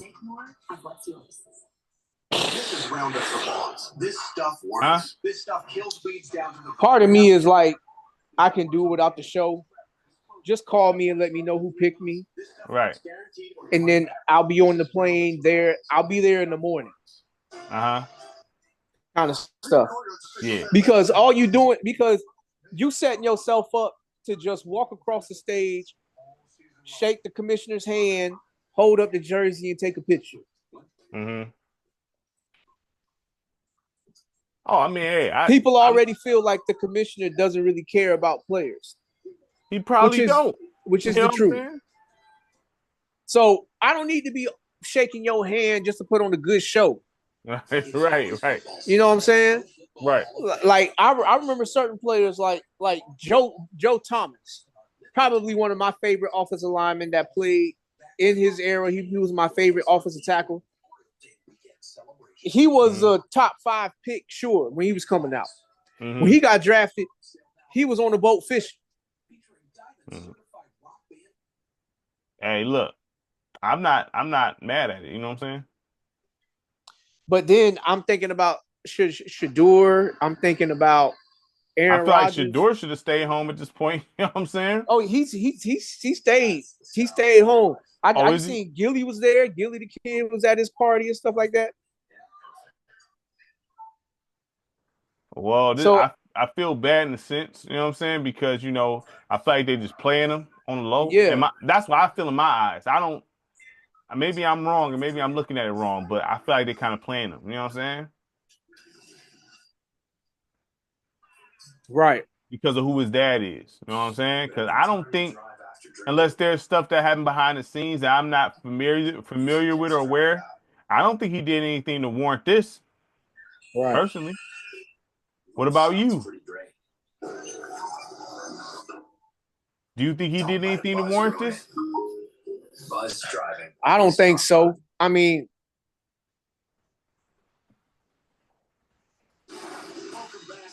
for the teams that are quarterback needy, most of the time, those are teams that haven't been doing well. And they probably haven't been doing well for a reason. Uh-huh. So when I think about that, Cam Ward, the other quarterback that got drafted, mm-hmm. he himself is not a number 1 overall worthy prospect. Mm-hmm. Like for him to be as good as they say he is, and to not carry his team at least to the playoff. Right. Because when you first overall pick, you putting yourself in the realms of Joe Burrow, Kyler Murray, Baker Mayfield, Matthew Stafford, even Trevor Lawrence. Guys who all won a national championship or made it to the playoffs, won playoff games, played big and big. Cam Ward, he lost to Georgia Tech, and I believe Syracuse was the other team. Two inferior teams to them.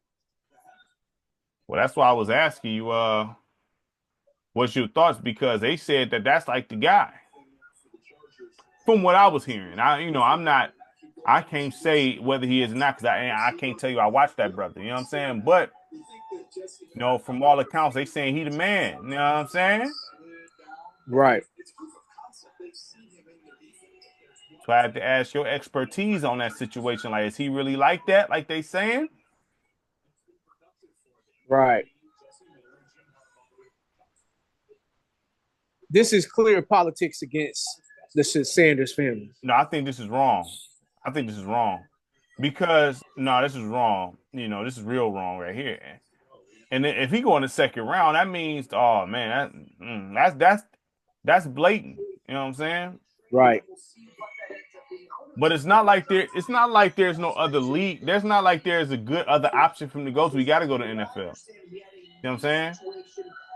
It's not like he can go anywhere else and ball out and then be, you know what I'm saying? Like he has to go to, Well, technically he could go to NFL Europe. Oh, really? Yeah, they got the NFL Europe over there. They rules is crazy. Like it's almost like arena football, but like on a wider field. So it's called NFL Europe. I didn't know that, dog. Something like that, yeah. They used to have them teams on Madden back in the PlayStation 2 days. Do they use those teams to scout players? I only know of one player off the top of my head that came from there, and he turned out to be cold. Cameron Wake. Okay. Cameron Wake was playing over there. He was either playing over there or he was playing in the Canadian League. Mm-hmm. And they picked him up, and he was one of the best pass rushers in the league for his time when he was playing with the Dolphins. Mm-hmm. Big dude, athletic dude for his size.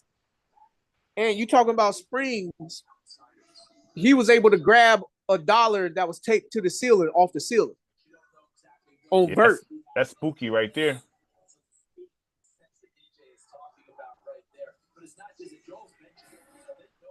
Yeah, that's spooky right there. Big guy doing that.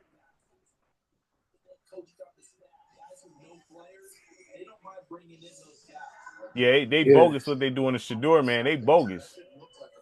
Yeah. They out of pocket for that, dog. Real. Yeah. Which is, once again, because some of the folks in the group chat, they talking about this too. Uh-huh. Like I said before, neither Cam Ward or Shedeur Sanders was top caliber quarterback picks in this draft. Mm-hmm. But they were first round worthy picks. Like Teddy Bridgewater got picked in the first round late by Minnesota. Mm-hmm. I think Teddy Bridgewater and and Shedeur Sanders is kind of like this with each other. Yeah.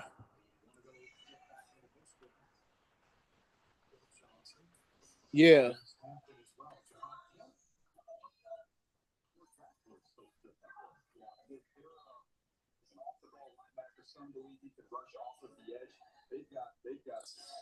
I'm interested to see what Dion gonna say though. Oh, he gonna say something. I mean, there's no way he's not gonna say anything. That's you book that. He's saying something. Like the only other team right now coming up, like I said, is the Rams. Mm-hmm. If they want to invest in their future, have him learn behind Stafford, which would be smart. Dion gonna say something about that too. I mean, he would, but the Rams would look at the rest of the league like, thank you. Right. Detroit, a team that don't got many holes. Mm-hmm. Like, they can afford it.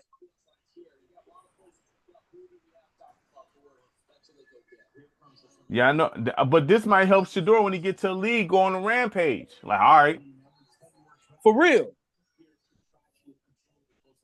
Like, all right, so y'all want to do me like that? All right, okay. Yeah. Let me show y'all what I can do. I mean, that's what a killer would do. In the 2025 NFL Draft, the Los Angeles Chargers select Omarion Hampton, running back. Who's that? Omarion Hampton, running back from out of North Carolina. He got drafted to the Chargers. Is he cold? He's an old school workhorse kind of guy. He just ain't got the long-term speed to run away from folks. Mm-hmm. Like he's got enough speed to where he can look like he can do it at times, but he can get hawked down. Mm-hmm. But he bounces off of dudes. Yeah, that's. I'm actually kind of surprised not as many wide receivers are going in this draft. I think it's only been 2 wide receivers. Was there a bunch of cold ones in college this year? So Jacksonville getting Travis Hunter. He plays wide receiver / corner. Teteroa McMillan went to Carolina, and then Emeka Egbuka going to Ohio State. Mm-hmm.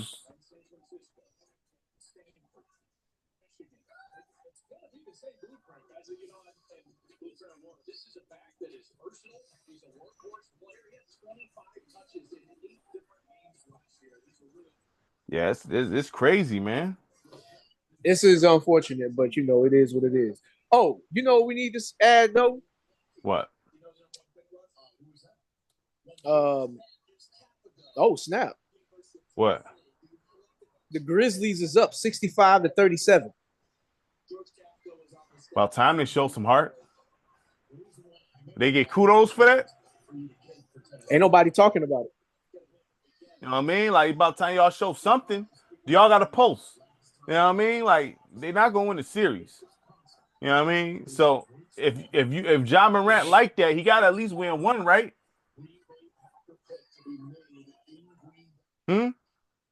Yeah. I mean, if Ja is Ja, you got to at least win one, dog. We know you're not going to win the series. You got to at least win one, though. You can't get punked the whole series, fam. If you Ja Morant, no.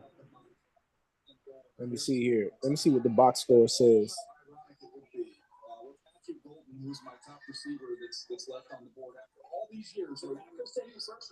Scottie Pippen Jr. is the one that's busting heads right now. Scottie good, though. Scottie nice. He came up the hard way. 21 points, 7 for 9 shooting, 5 or 6 from 3. Scottie Pippen Jr. earned his spot in the league. He could ball. He earned it. You know what I'm saying? He can do it. I'm not surprised.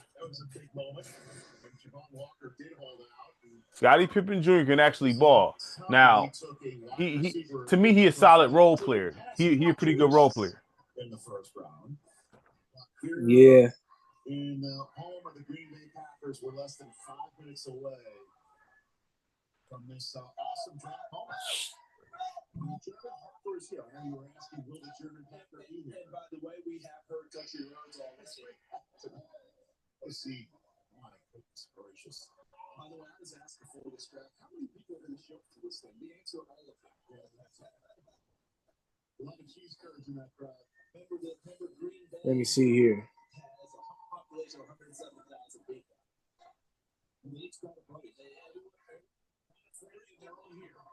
Oh, the Packers is on the clock, and you know they going crazy. These cheese heads. Did they get Shador? No, they got Andrew Luck. I'm tripping. Jordan Love. I mean, yeah, you know what I mean. Man, it's deep out there. It's thick out there. What? Yeah, we wouldn't have liked being there. Where? At the draft. You went to the Detroit draft. No, I'm talking about for you to be at as a Detroit Lions fan. Yeah. Oh yeah. Oh yeah. Nah.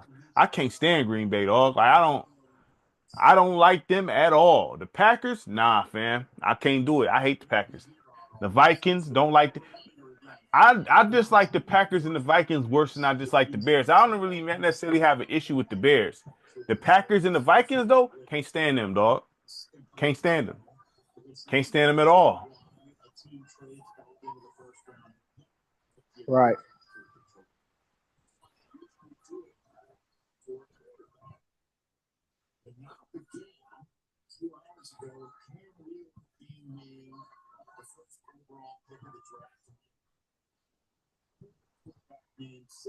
What's the team you hate, Josh?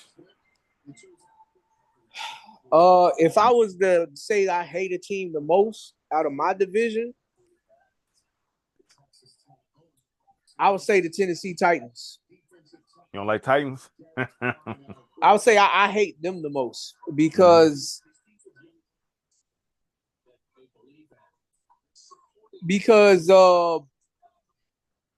they was one of the teams that knocked us out in our early days when we had the Mark Brunell, Fred Taylor, Thunder and Lightning, Keenan McCardell, Jimmy Smith team.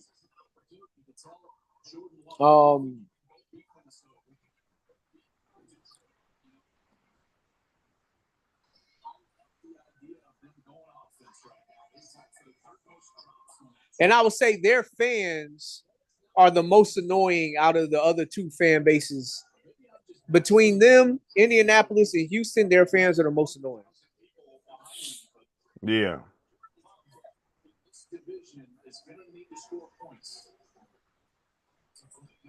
Yeah, I mean, yeah, I don't know, man. You know, since a kid, you know, man, I couldn't stand the Packers. I think that's number one on my list. The Packers probably number one on my list, dog. You know what I mean?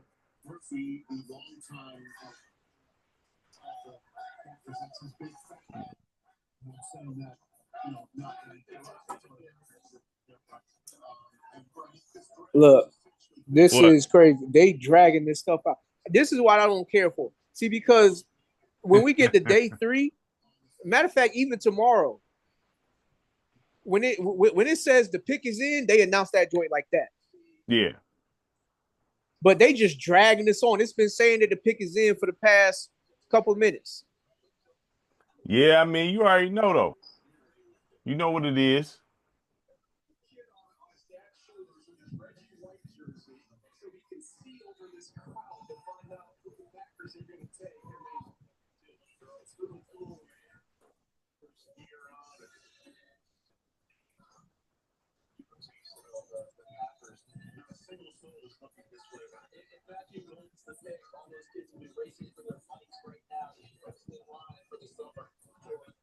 Respect for the young lady with the Brian Branch jersey standing up.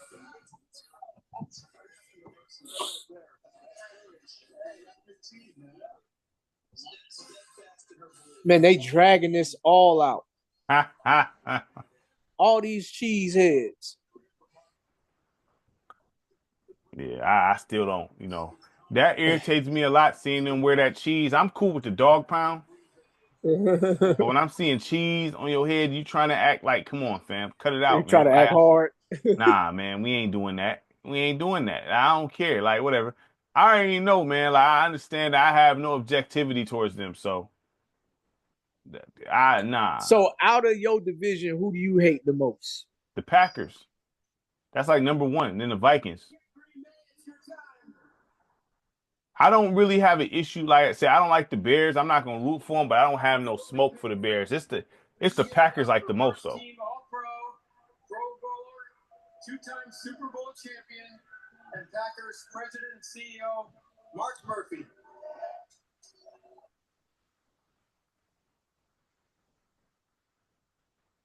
Man, this man brought a whole speech up. My goodness. They still ain't top of what Detroit did.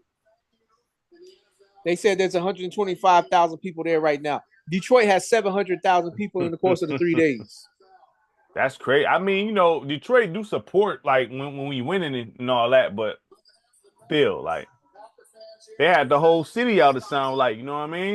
And everywhere, because our fans are everywhere. It is my pleasure to welcome you all to the NFL Draft at Lambeau Field.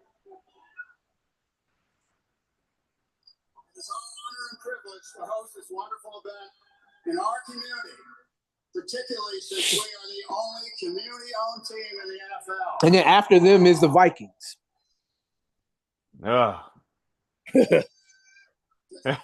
For real. Like, man. Care less about them. Matter of fact, while they going, I'm about to go walk the dogs, to be honest with you. So I'm going to be right back. You know what I'm saying? Like, Okay, go ahead. Yeah. We also want to celebrate the special connection we have with our fans that dates back to the early days of professional football.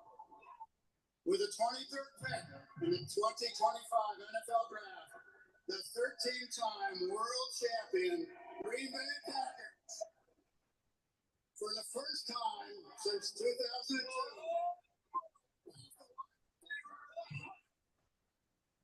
This is the baby. Matthew Golden, wide receiver.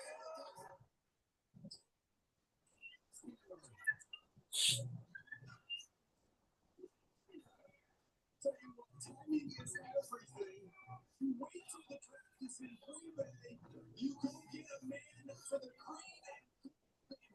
You can't script this any better. This entire crowd wanted to receive a rich that came through for us.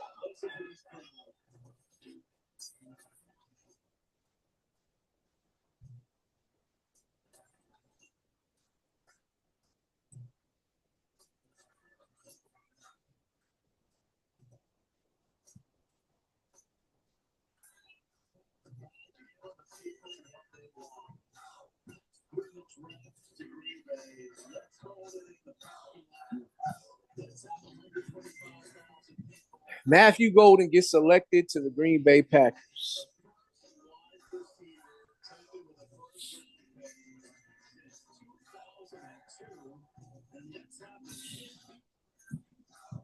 Matthew Golden ran the fastest 40 time, and the thing is, his tape don't look like 4.29.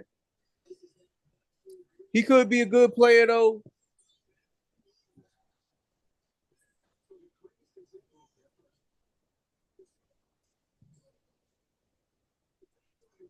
Joker got some big hands.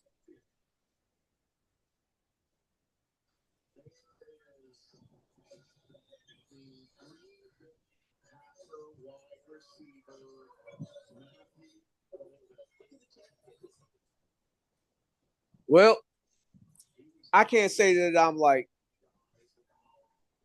I wouldn't be scared at this if I was anybody. Like, not saying that he not going to be a good player, but I don't.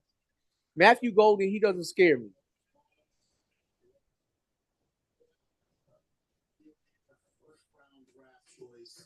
And a member of the Green Bay Packers announced and introduced here in Green Bay, Wisconsin. Yeah, this is someone who ran 4.29, but not just a speed receiver. You see a lot of snap in his routes. Watch him when he gets to the top of the separation, the big-time juice and burst he shows out of the break point. How about the ball skills? Look at this catch. Go out and get that with one hand. That'll be well received with this crowd here. The ball skills, again, underthrown ball, able to get back to it. The adjustment ability, again, not just a speed receiver. This guy's got natural route. Take a second. Let me get Green Bay to 3. 1, 2, 3. This verse isn't going to go back. No, he went 1, 2, 3. Green Bay hasn't got the handicap. We'll do it differently come preseason. Sorry, dude, you're in the middle of all that. The kid on the bicycle will teach him on the first day of camp. They'll be all right. I just love this kid. And to me, when you look at coming from University of Houston, he gets to Texas. There's other guys you thought that offense would funnel through. But CD, when their season was on the line against Arizona State, and it's 4th down, and everything matters, 4th and 13, where does Quinn Ewers go with the rock to save their season? This guy. And I want to get back very quickly. Joel brought this up. In this division, you got to score points to keep up. Minnesota's going to score points. Detroit's going to score points. Chicago looks like they're on their way to score points. You want to keep up? And how many drops last year, Joel? So Romeo Dobbs, Christian Watson, Jaden Reed, you're getting a new guy in town. They got to pump this up. Jordan Love's going to be real happy with this. Jamie Earl, take it away with the man of the hour. Sure.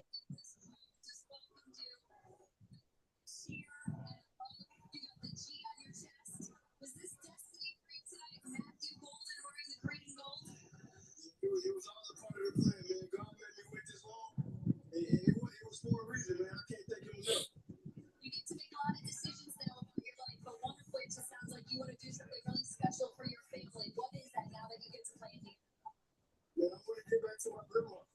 We lost our property a couple of years ago. I just want to get back to my family, man. And, they did so much for me. And they put me in this position. So all I can do is get back to them. For that, and you got a whole lot of new family here tonight. Thank you. Congratulations. Someone had Brian Gutekunst on my show yesterday. It's after him. It's Matthew Gold. And then when Gutekunst got up out of the chair, Gold walked over to him. They hugged each other like that. It wasn't their first time meeting. No idea at the time. But that would be 24 hours later. Wide receiver taken by a Green Bay Packer. By the way, in Matthew Golden's lifetime, because he was born the year after Javon Walker was taken first. Show breaking people this time. There's a knee on the right. It's a great ball. And now it's a buzzkill for Well, the Viking selection is in. Let's see what they do.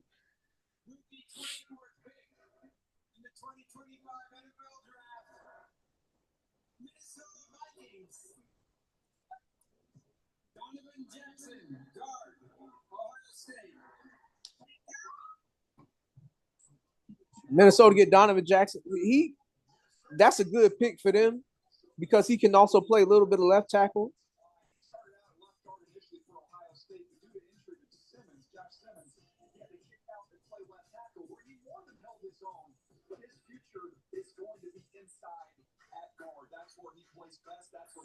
Man, look, I'll never hate on drafting in the trenches, man. If you can shore up them trenches to make sure that, you get the front of the line taken care of, dog, you're going to have a chance.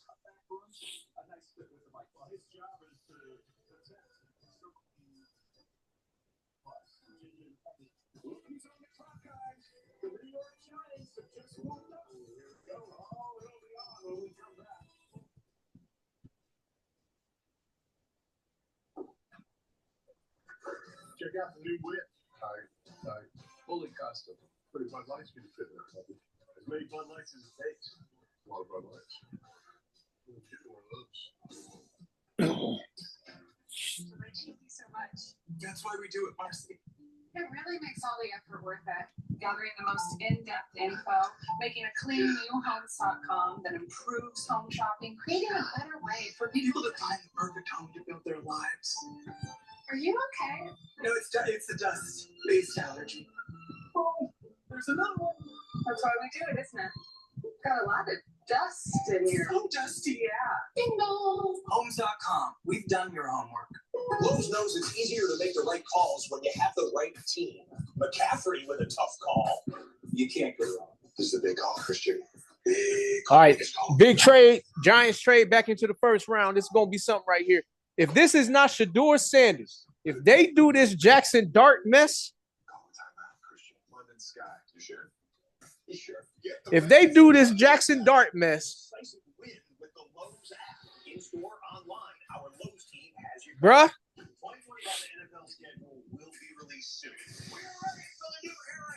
It is adrenaline, excitement, the stage electric.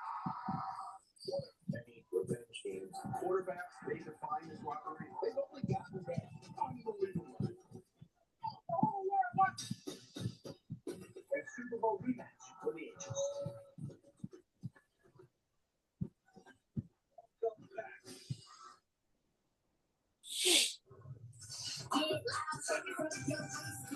Bruh.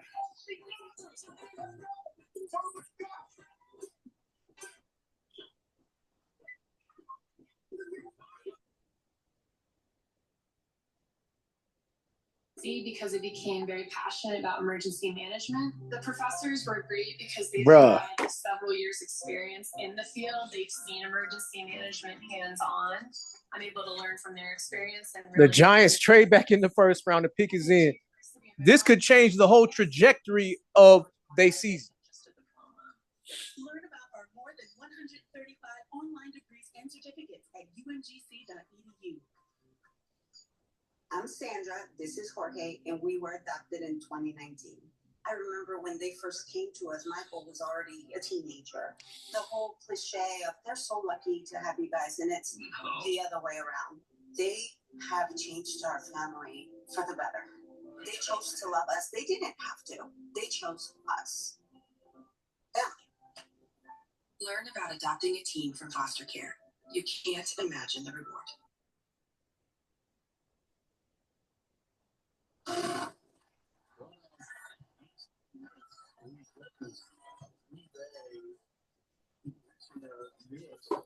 All right. Let's see what happens. I need to see this. If this is Jackson Dart, tell you right now,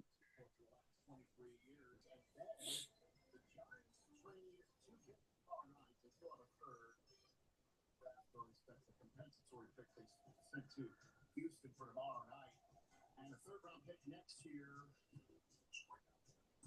And take one would think a quarterback. Shador is smiling in his spot. Question is if he's letting that be his umbrella, or is he a New York Giant? Jeremiah, you said it was going to be a trade up for Jackson Dart last night. Is that what you think? I felt like that was their preference. That was the quarterbacks with Jackson Dart, and they have done a ton of work on him and know him extremely well. I just thought his a little more physical of a quarterback when you think about the division and where they play. I think that looks to me more like a Jackson Dart fit with the New York Giants. I thought they might be a little more aggressive and be worried about Pittsburgh. It's a healthy game, right? They called bluff, and Pittsburgh did not take a quarterback, and now they were patient. That was not a steep price they had to pay to potentially go up and land a quarterback. They're already getting a premier player in Abdul Carter on board. And by the way, at 25, there's only 22 slots away from break. That's all I'm saying. There's only 22 slots away. Well, I mean, if you think about it, the Giants have got to come away with a quarterback, right? Like, my goodness. Damn the torpedoes for it right now, and I know it's not that expensive when you think about it, but they have to do something. And if they come away with a quarterback in Abdul Carter, that's what we call a big W for the big blue, right? You think. Certainly, again, if there's anybody supposedly on a hot seats there, some of a third-round pick next year, go for it. Third-round selection tomorrow night. Too bad. To handle the business at the position this year. This makes all the sense to look at the two quarterbacks that we would think is Shador and Jackson Dart. Shador is much more pro-ready than Jackson Dart. Yes.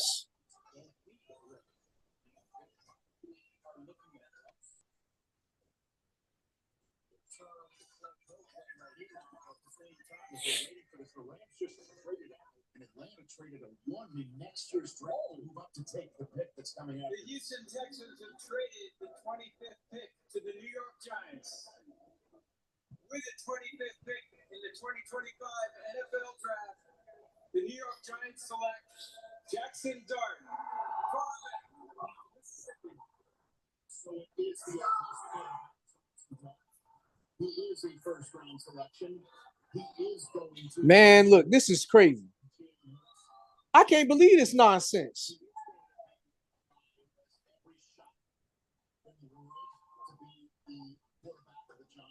What are you screaming about? So the Giants traded back into the first round to get a quarterback. Okay. But they picked Jackson Dart.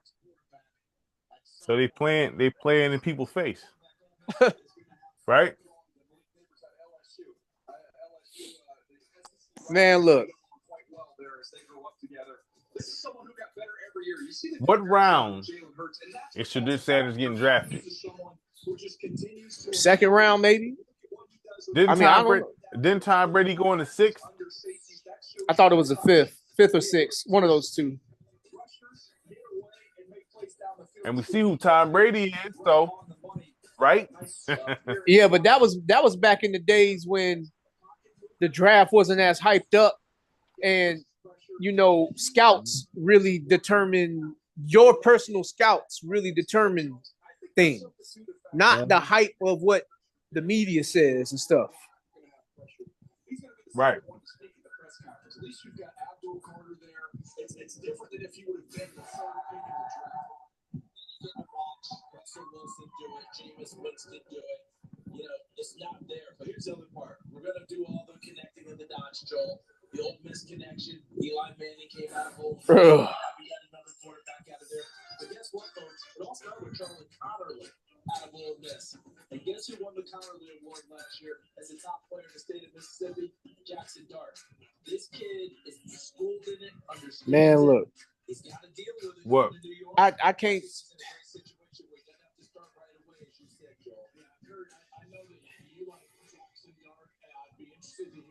Man, these the same dudes that said Saquon Barkley wasn't worth $12 million a year.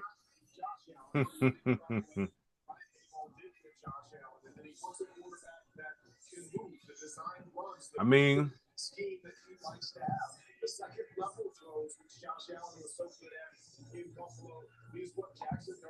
man, look. What stopped you? You know what I'm saying? Like,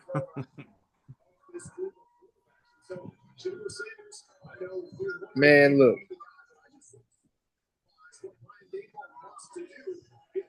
Man, look.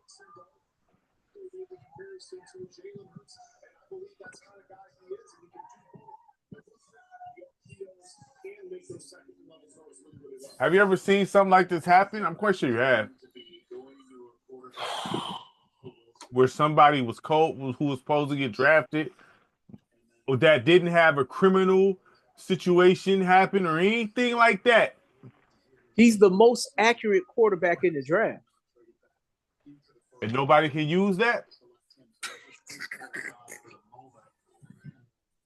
Nobody can use that, fam?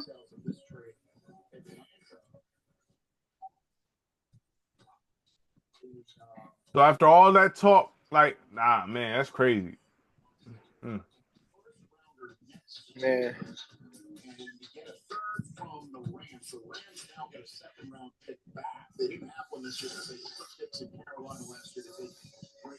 So my thing is,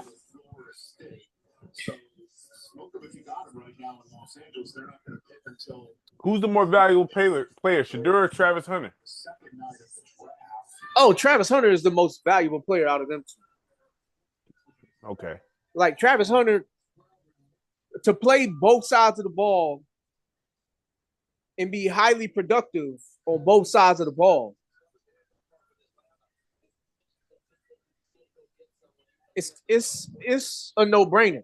Shedeur would have to be perfect to beat that out. Is he playing both sides in Jacksonville? I think so. Primarily wide receiver, though. Mm. The Atlanta Falcons select James Pierce Jr., defensive end, Tennessee. So the team that needed pass rush is now the boxes this evening. We've been for years. Just take the pass rush in the first round. They never did it. Now they decided to double down. How about that? A big-time explosive athlete. Leonard Floyd is the body type. You see the height. You see how kind of that lean, narrow frame. But he ran in the 4.4s, and it shows up. You see him get off the rock. He's got a variety of moves. He's not just going to win with that speed. He can win on the high side as well as underneath the tackle here with a little up and under. Want to see a little more consistency with this. The pocket collapsing power. That's going to be an area you want to see him continue to develop.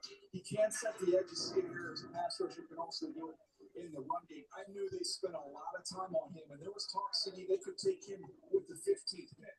I think they were just Walker was there. They couldn't pass him up. But hey, why not go back and get another one? I think what's interesting about this for me, guys, is that man, look. Atlanta trades back into the first round. Now, this is a good pick. I like this. I like this pick. James Pierce. Mm-hmm. Oh, now, you know he's straight up project. His looked like his little niece, sister, cousin, or something like that. Little girl throwing up sets in the camera. Oh. Walked in the camera throwing up sets. Damn. He has some off the field concerns. That's part of the reason why he fell this far. You see people throwing up sets. I mean, right? Hey. Yeah. The little girl.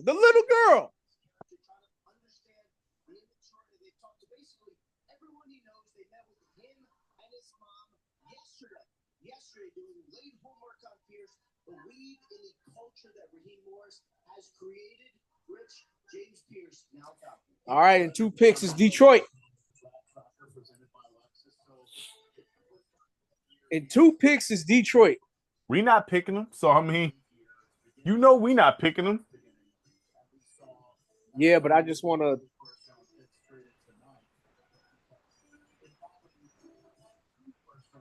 Let me see. Best available right now. Detroit. Ooh. Detroit gonna have some choices. Mike Green. They can get Mike Green, pair him with Aiden Hutchinson. That answers that question right there. And I heard that they still might be bringing back Zaire. What's my man's name? Zadarius Smith. Mm-hmm. They might be bringing him back. But then if they want to go corner, they can go corner. They got Will Johnson available.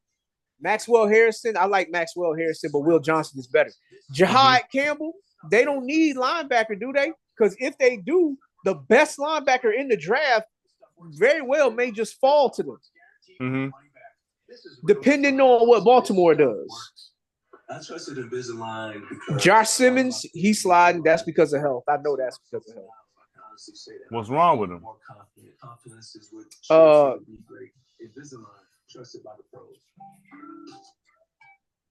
Okay, so we're at the film festival. I'm trying to see if they got the medical report on it.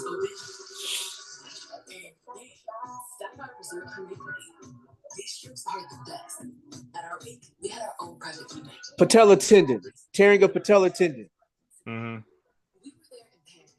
Oh yeah. Well, that's never good anyway, you know. Yeah. Experience the world as an insider, from exclusive lounges to immersive Bruh. experiences, all of which he's This is crazy work, man. Some people just know they can save hundreds on car insurance by checking Allstate first. Like you know to check the Man, look. I don't know, man. If I'm Detroit, I might be like, all right, let's bring the hometown kid. Like, let's keep Michigan in Michigan. So check Allstate first. And just bring Will Johnson. The only way I'm not doing that is if Jihad Campbell is still there. If Jihad Campbell is still there, then I'm going Jihad Campbell or Mike Green. Okay. Mike Green should be the first choice, though. Yeah. Mike Green should be the first choice. You need a bully on that line with Aiden Hutchinson. Well, I'm hoping Aiden Hutchinson just be able to stay healthy at this point. Right. Which is, if you draft for Mike Green, then you don't hurt as bad if he does get hurt. Or you can pace him. Yeah. Yeah, I'm hoping my dog stay healthy at this point now. Right. You know? Always moving forward. We lead, others follow. Every year, Rich Eisen runs the 40. That's my main concern for him right now, because you know, I'm just hoping that we stay a respectable squad, to be real with you. Yeah, to have we done lost our whole coaching staff and everything, dog. Golly, man. A whole bunch of things gonna change now, man. Look.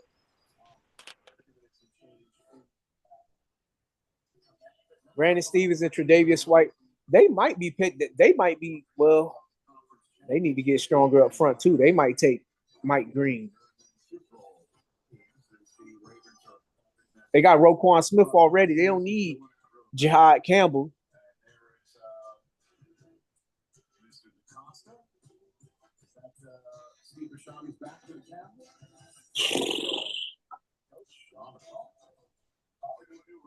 This is crazy work right here.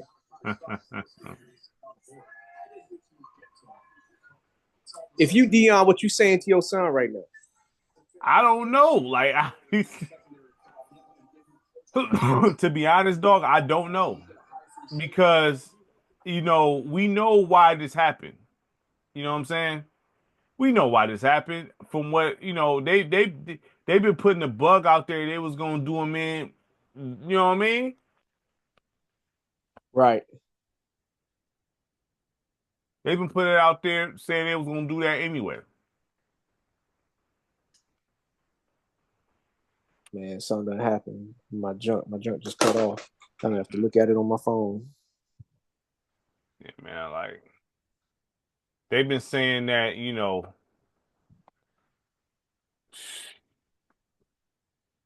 I feel bad for him, dog. I do. Yeah. I mean, this is crazy work right here. Like this is. I just feel bad for dog. You know what I mean? Like, yeah, that's a cold piece right there. I can't even lie. Like, dang, they did him bogus. For him to, this is another level of hatred right here, bro. Like you talking about white folks sending a message? Yeah, man, they did him bogus, dog. They did him bogus. Yep, they did him bogus. I don't care what nobody say, dog. They did him bogus. Yeah, this is crazy. My junk stopped working.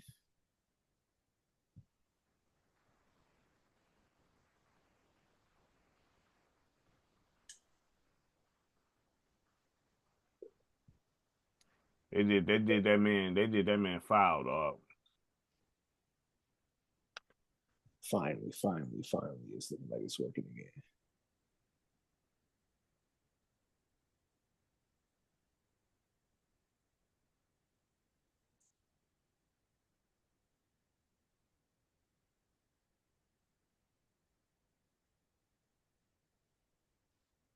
Man, look.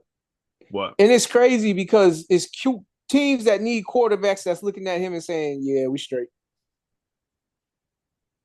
Yeah, but you see they don't care. You see what it is that this is more so on some like we gonna show you something. You ain't who you this is almost on some like, yeah, you ain't who you think you is. You know what I'm saying? Like, man. Yeah. You know, they like, we gonna show you who you think you are. At the safety position where you want guys we gonna show you. be real smart, be able to work together with one another, get rid of the same page. He's perfect. And one other Yeah. they really like TJ Tampa. Steal last year at Ohio State, right? They did some things with free agency with Louisiana, so they've done some things quarterback wise, go onto the radar to develop the TJ Tampa. Who I think is going to be a nice addition to that defense this year. One redshirted, but certainly got cut off the injury and banged up. They like TJ Tampa. He's had a date-free steal last year for Eric DeCosta. Outstanding general manager for the Rays. Now you can actually see the intensity in him as he made his way from the green room out onto the stage and actually lifted the commissioner off the stage. Look. He's down there on the stage now. Lions on the clock. Ravens select safety Malachi Starks. He seems to be like a Ravens kind of guy. Like he's big safety, runs and hits. He's not that great in coverage. Now, there's a safety from out of Texas, Makuba. Mm-hmm. That joker right there. He can cover and he hits violently. Mm. I'm kind of hoping that he slide to us. I'm just ready to go play ball. What do you think about playing with a guy like Kyle Hamilton? It's my dream. Let me see, because we traded away. You just said was we traded away. His behavior in every conceivable way. That was one fired up young man. As the crowd is now starting. Okay, so we ain't gonna be picking again until the third round, and we got 2 picks in the third. Other divisional teams in here. They booed the Bears quite loudly. They booed the Vikings loudly, and now they will boo the Lions loudly as well. The Lions obviously a terrific season last year, a terrific team. The best in the NFC, just decimated by injury on the defensive side to the point where they almost didn't have a chance by the time they got to the postseason. Well, when you talk about the defensive side of football, particularly for 8 months this postseason. Let's see here. I think this is Mike Green, man. This needs to be either Mike Green, Jihad Campbell, or Will Johnson. They need to solidify the depth of pass rush standpoint. This is a playoff team. Mike Green, priority number 1. Mm-hmm. Priority number 2 would be Jihad Campbell. because he'll help defend the run. Because the linebacker that they drafted that year, he's not all of that great. Right. I mean, a lot of Vanessa Ross is still there. Mike Green from Marshall is still there. You would expect it to be a defensive pick simply because of the fact that they had so many injuries. Yeah, and it really just derailed everything they were trying to get done last year. See what happens. There were 2 teams that didn't have multiple players with 5 sacks last season. Aiden Hutchinson led the team in sacks, and he only played in 5 games last year. So now, all right. They still got the same GM though, so that means he still know what he's doing. He knows how to put it together. Yeah. All this kid does is make impactful plays. He is a tackling machine. He's the finish with the selection. With the 28th pick in the 2025 NFL Draft, the Detroit Lions select Tyleek Williams, defensive tackle, Ohio State. Tyleek Williams. Now, I didn't think he was going to go this high, but I like Tyleek. Tyleek, he's the best run defender in this draft at defensive tackle. Like, he just stayed blowing stuff up. But pass rush really ain't going to come from him like that. 6'2" and 7'8", 334 pounds. Stopping the run is...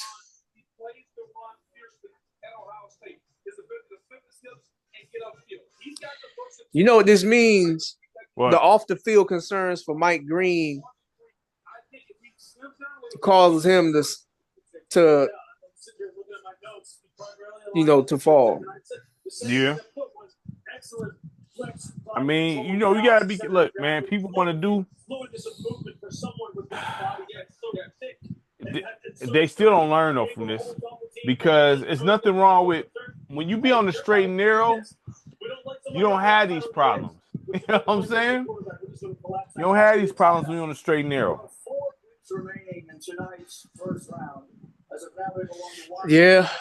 I don't know what his off-the-field concerns is, but exactly. But a lot of these dudes be wilding though. Dang. Shedeur Sanders came into the draft with a 3% chance of being available at 28. At 3%? A 3% chance of being available, meaning that he would have got drafted by now. Yeah, man. You it's the hate train, dog. That's a shame, man. Man, for real. That's a shame. Man.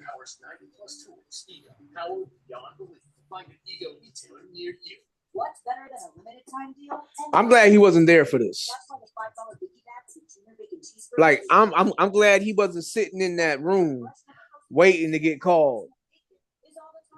They said this happened to Lamar Jackson. He got drafted though. And Lamar Jackson, when he was coming out, he wasn't looked at as the obvious number 2 quarterback in the draft. Like, everybody knew that he could run and whatnot. But at that point in time, like, everybody knew that he was going to be somewhat of a project when it comes to helping him become a better thrower. That's the year that Jacksonville chose defensive lineman out of Florida over him. Oh, yeah, sure. They chose what's his name? I forgot his name. That dude sucked. Of course I know your name. I just get you mixed up with the other guy. What's his name? Dang. What's your name? Man, look. Could you just tell me? I want this to be over. I forget what that dude's name is. But yeah, he was trash. He only had a good get off. Outside of that, he ain't brought nothing to the team. And that's he the same dude to this day. Like, he's still in the league, but he ain't doing nothing. Right. Wherever he at.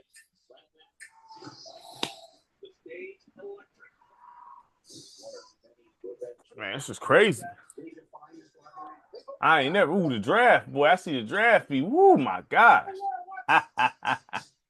Man, they really do be stretching it like you said.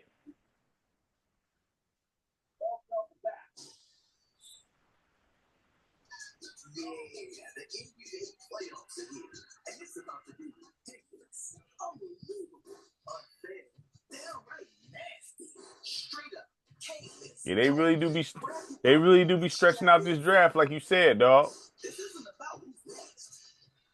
Man. How long you been sitting on this draft, Josh? Since 8 o'clock. 8, 9, 10, 11. I told you it was gonna be 3 hours plus, man. 3 hours, bro. Like it's crazy.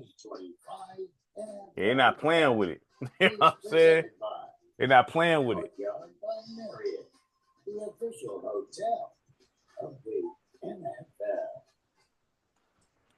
We're back in Green Bay. The Washington Commanders making the next selection, number 29, after a magnificent season led by their young quarterback, Jason Daniels, all the way to the NFC Championship game, and then now making all of these additions. Let me see. I'm trying to find. During the offseason, most notably Zebo Samuel and Laramie Tunsil. So what direction do they look here? They've got an edge rusher, a big corner, and they want a speedy running back at some point. Obviously, the offensive line can help. Let me see here. They did that with Laramie Tunsil coming in. I think when you look at this, it's all about JD, but I'd say a big corner. Will Johnson still forward with his length and athleticism. Let me see here. Mike Green, pass rusher out of Marshall, is a guy we know from a talent standpoint. Trying to find something. But he had Marshall this year to get off the edge to that quarterback. Here's the thing I would say. Okay, here we go. I'm about to get closer and closer and closer and closer and closer. Come on, come on, come on, come on, come on. Where you at? I think they have to young quarterback some way. We're going to find out in a moment. Here comes the commissioner again, number 29. So it's looking like the Clippers might sweep the Nuggets. You mean gentleman sweep? Oh, it's tied. I'm tripping. No, why do I think they won both games? Man, I thought they won both games. I'm tripping. Okay, Kawhi been wilding in both games though. That's probably why he back to being himself. Because they up 65-47. Oh yeah? Mm-hmm. I guess what's his name about to get punched in the eye again? Who? Oh, you talking about Aaron Gordon? Oh. I can't believe the Thunder are getting whooped like this still. Man, after Ja took that hard fall and everything. You seen that layup that he did? Nah. Like he did like a nonchalant layup that was like that, like his body language just said that he didn't care. Ja? Yeah. I didn't see that.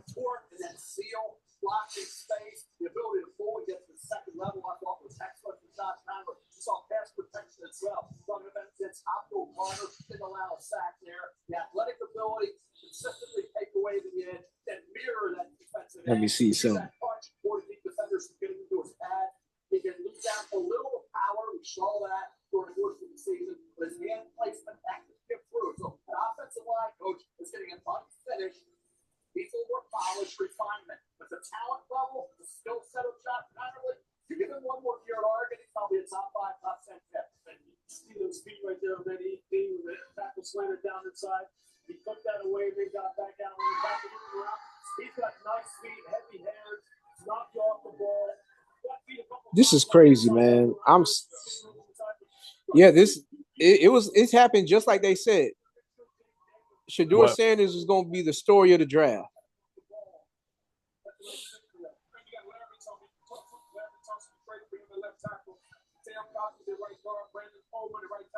Somebody, I seen a comment saying the Saints skipping over Dart and Sanders is going to hunt me or going to hurt me. Yeah, hunt me. So the Saints need a quarterback. Huh? The Saints, they got David. No, they got Derek Carr starting right now, but I think he's hurt or something. Mm. And then they drafted Spencer Rattler last year. The Bills picking at 30. This is a team that has done as much winning as any team ever without taking it all the way. There's 78 wins. See a comment saying your parents can absolutely affect your draft stock. In a 6-season span without making a Super Bowl appearance of any team in the league. So it's a bit of damning with faint praise. They've been very, very good. They need something to put them over the top. What is it? Somebody said Shadur is literally Bronny James. I wouldn't No. say that. No. No doubt about that. From Buffalo to see Will Johnson there at this point, that's, I think, surprised a lot of people. Maxwell Harrison, Brad Gray had a really good junior camp, 2024 campaign. So he got hurt this year with his shoulder at 5 picks 2 years ago. I know, Lou, you love Trey Amos. Absolutely. Trey Amos is already Thomas from Florida State. Both of these guys. I mean, they have those long, up, man-to-man cover guys. Great jump ball skill. You know, win at the cat point down in the red zone. The Bills about to get Will Johnson. Hmm.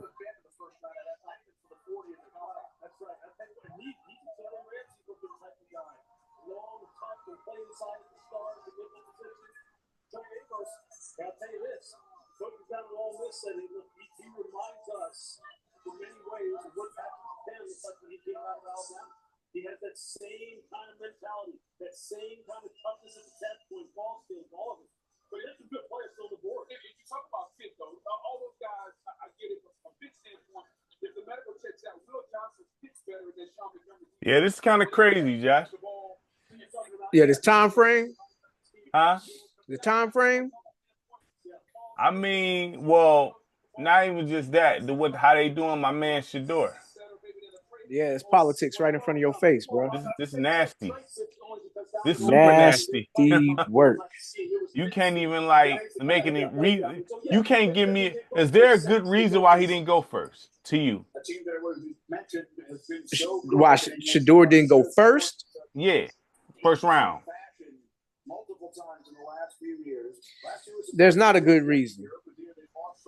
If you ask me, could you create one? Logically.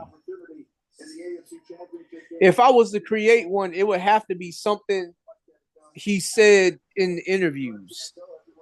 Like, if he said what his father said when he went into some interviews, like his father went into some interviews and they were starting to ask him questions. He was like, what pick are y'all? And they said whatever pick they was, and he was like, oh, I ain't even going to be there by the time y'all pick. And he just walked out. He did that? Yeah. Oh. Yeah, see, they trying to show. You think maybe they showing him? They probably just showing him a lesson, fam. Honestly. But that's if he came in there with that same type of like, oh, I'm going to be gone by the time y'all pick. Yeah, like, they probably send him a message, man. Like, this sound like, boy, who you think you like? You know what I mean? That's really what I'm getting here. You know what I'm saying? Right. Tommy.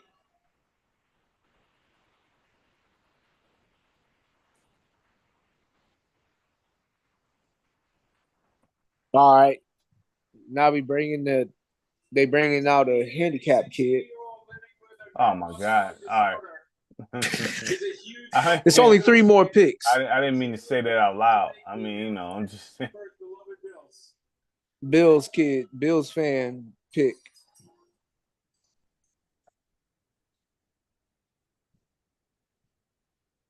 Let's go Buffalo.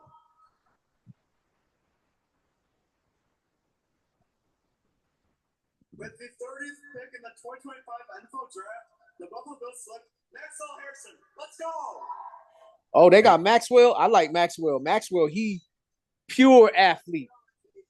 Ran the fastest, probably. I think he had the highest highest vertical jump, longest broad jump. Like he was up there.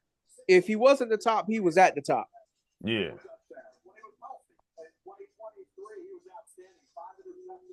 He go to Buffalo.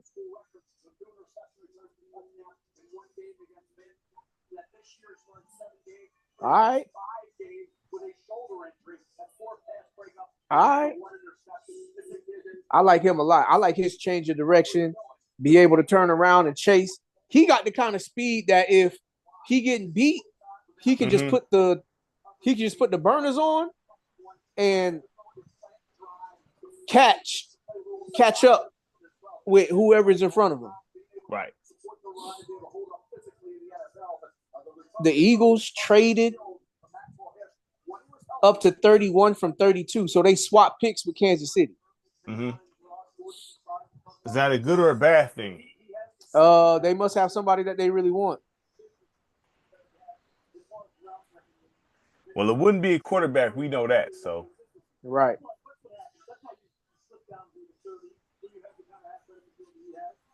If you Shador, are you hurting right now? I'm pissed. Are you feeling humble or what is the feelings here? It depends on the kind of person that I was before this. Okay. Like if I was a jerk and overly cocky type of stuff, then it could be a slice of humble pie. Or it could be that shot of anger, pissed off, like whoever drafts me whenever I do get drafted, don't expect me to take no team friendly deals. Pay me all the money. Right. I mean, he wouldn't be wrong for that. I'm not taking no team friendly deals. I don't think he's wrong for that. If that's the case, I don't think he'd be wrong for that. Especially if you tried to play me. Like I remember Maurice Jones-Drew, right? When he got drafted, he was picked in the second round. And when he exploded and everything like that, when they was doing interviews with him, he was like, yeah, all 32 teams passed on me. Even the team that drafted me passed on me. Oh, yeah, that's crazy right there. Is there a good reason why the team that drafted him passed on him? Well, in the first round, they got his college teammate, Mercedes Lewis, who, by all accounts, was solid, but he was not as good. But he was an old school traditional tight end, like 6'7", run block. He can block his behind off. And he's a big red zone threat. But he wasn't like never in the conversation as with the best tight ends in the league. Right. But Maurice Jones-Drew, it was almost like immediately you seen that this dude could be somebody special. Right. I think I did good. He almost looked me up on it, but I think I did good. I've been working all night for that one. I absolutely love your energy. You know. So when's the second round then? What, tomorrow? Second round is tomorrow. Tomorrow is second and third round, and then Sunday is 4 through 7. So the first round this long, that's crazy, dog. It didn't used to be this way. They definitely like cash in on it being an event now. Like Lil Wayne came out in the beginning before they actually started picking. Him and a couple of the other Green Bay people, he actually came out riding the bikes because it's like Green Bay tradition to where kids go up to the players and give them their bicycles or something like that and have them ride their bikes to practice or something. I forgot that Lil Wayne is, I guess, a Packers fan, which I forgot why he said that, but why he said he was, but he is. I forgot that too. I don't know why he why is. Why ain't you a Saints fan, brother? Right. Why? Yeah. Understand. Your team won a Super Bowl. Hey, why ain't you a New Orleans Saints fan? You literally from there. Like, you know what I mean? Like, right. Yeah, I don't know that one. You know what I'm saying? I can't get that one. Hey.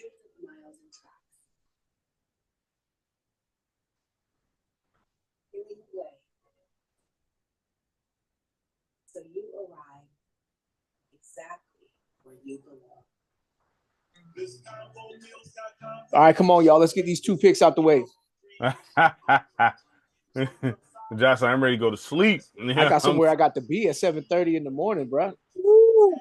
For your job? It's only 10 minutes up the road. Do you have to travel at all? For tomorrow, I just got to travel to the office. Like, you know what I mean? To like different locations and all that. Oh, I will. It's like all Southeast hospitals. Oh, so you got to go to different hospitals and stuff. Like they said that, like they got one in Troy and Belleville, then they got one in Taylor. And Corwell is buying up all of Beaumont, so whatever Beaumont hospitals is still left might be turning into Corwell. Mm-hmm. So hey, You might have heard of going to a little upgrade. Is it hard or is it easy? Or is it just it seems like it's well from what I heard from what the interview said and what I understand from that, it's going to be easier, or it should be easier. It's just going to be more repetitive. Ain't nothing wrong. Ain't nothing wrong with that. No, not at all. Especially You know when I'm getting the upgrade in pay and I'm getting the upgrade in everything. Yeah, you can't. I'm getting upgraded in everything. That's fire though. You know what I mean? Right. How'd your job take you when you said you were sliding, or did they care? Well, look. I'm gonna say it like this. The way they reacted didn't catch me off guard. Like I was definitely like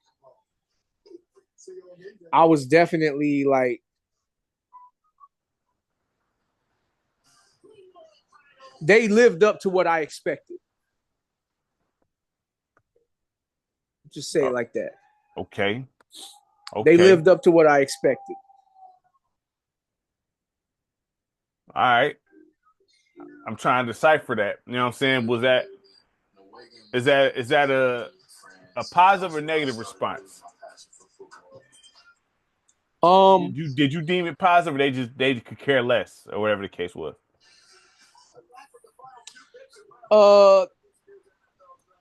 I think the door is still left open if I needed to return. I'll say that much. Okay.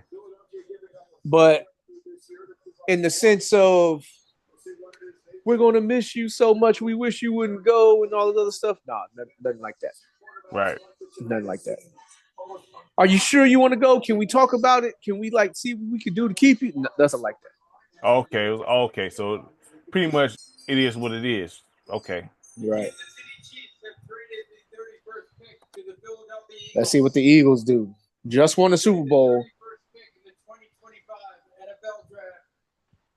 The Philadelphia Eagles select Jahad Campbell. Wow. What? The rich get richer. He cold? Yeah, that's the best linebacker in the draft. Oh.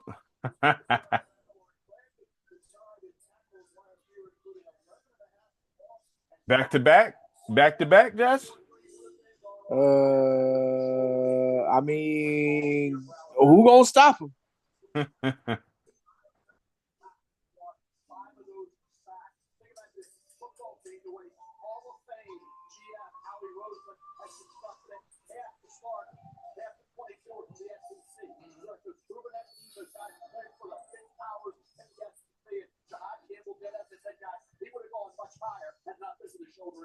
Yeah, no doubt. If you think about what Philadelphia's doing, they re-signed Zach Bond.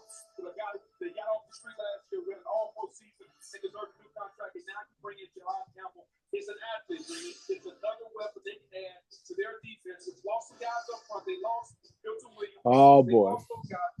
Now the last pick. All right, come on, Kansas City. Make us happy and just say something. Shadur Sanders? Nah, they ain't gonna do that. Not with Patrick Mahomes. He can pick up that clipboard, right? But then he would just be trade bait. You can see why on some of the tape when he was playing off ball, right? And he's coming downhill and he's taking on linemen. You can see the shoulder issue because he didn't have that same top and then able to get off and get people off of him. But you picture this, if he's healthy, both of those, those shoulders are straight. The cameraman had to run out the way.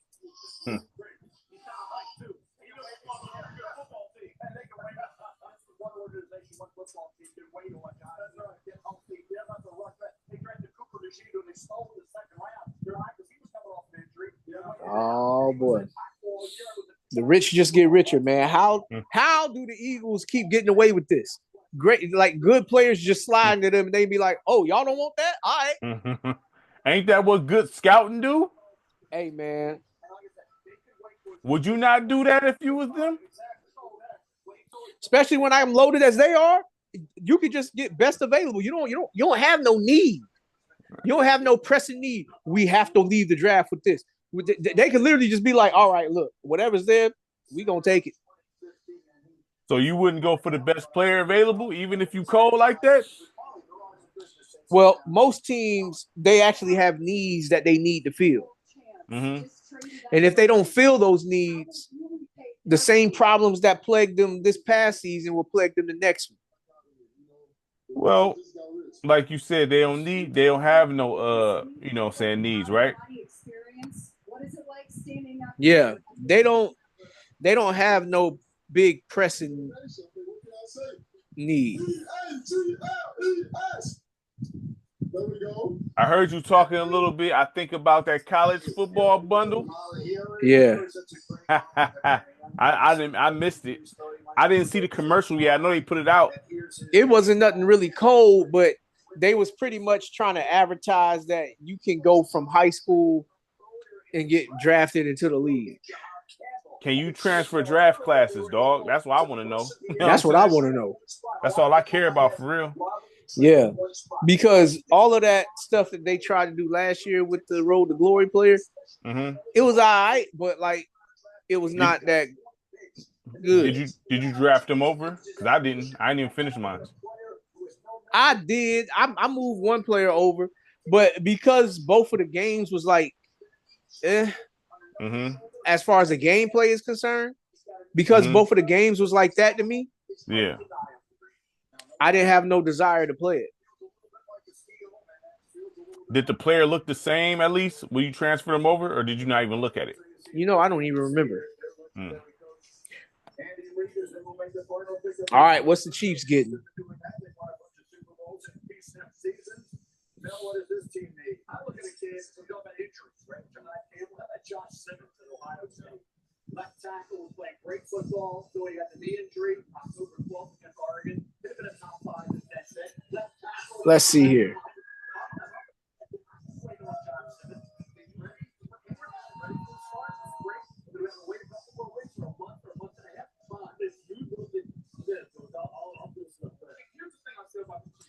Man, look. No,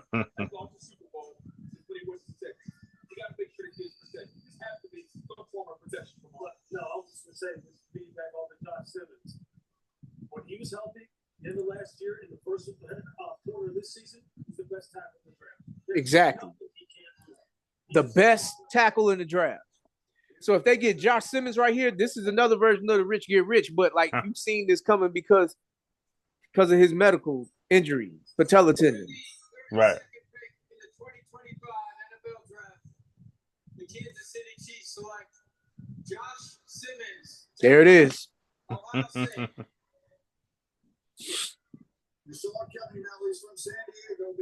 You sound disappointed in the mug about that. Like, man.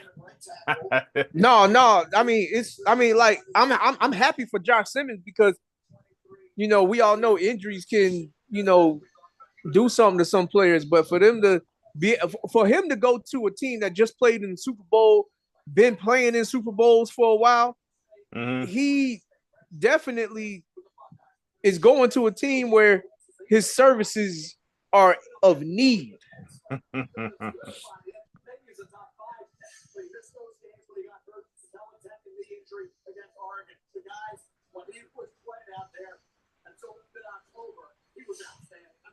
Last year, week 13 against Michigan. I mean, flex, bend, punch, redirect, anchor, full reach, and cutoff. He didn't do just about anything you wanted to do. Man, look. You were nitpicking to find something negative to say about his play. If he is healthy, yeah. one of the best players in the NFL, Rick Burkholder down there in Kansas City. He will be a bookend cat. This guy's take, there's no question. It's to be healthy. All right. Well, that's it for the first round. All right. Well, yeah, I ain't doing this for the second and third rounds and stuff like that. I'll just do my own joint on that. I'll just do my own joint on that if I get to it. But that'll be my plan because I ain't sitting through all of this stuff again, man. They drug one round for almost 4 hours. That's crazy. 32 picks for 4 hours. That's crazy. I have it up. Probably try to have it up in the morning. All right. Yep. So that's All that. right then. Well, yeah. I need to go to bed, but this Jay Sideline FNS podcast and Freeze Corner, we out here. All right, peace. Hey.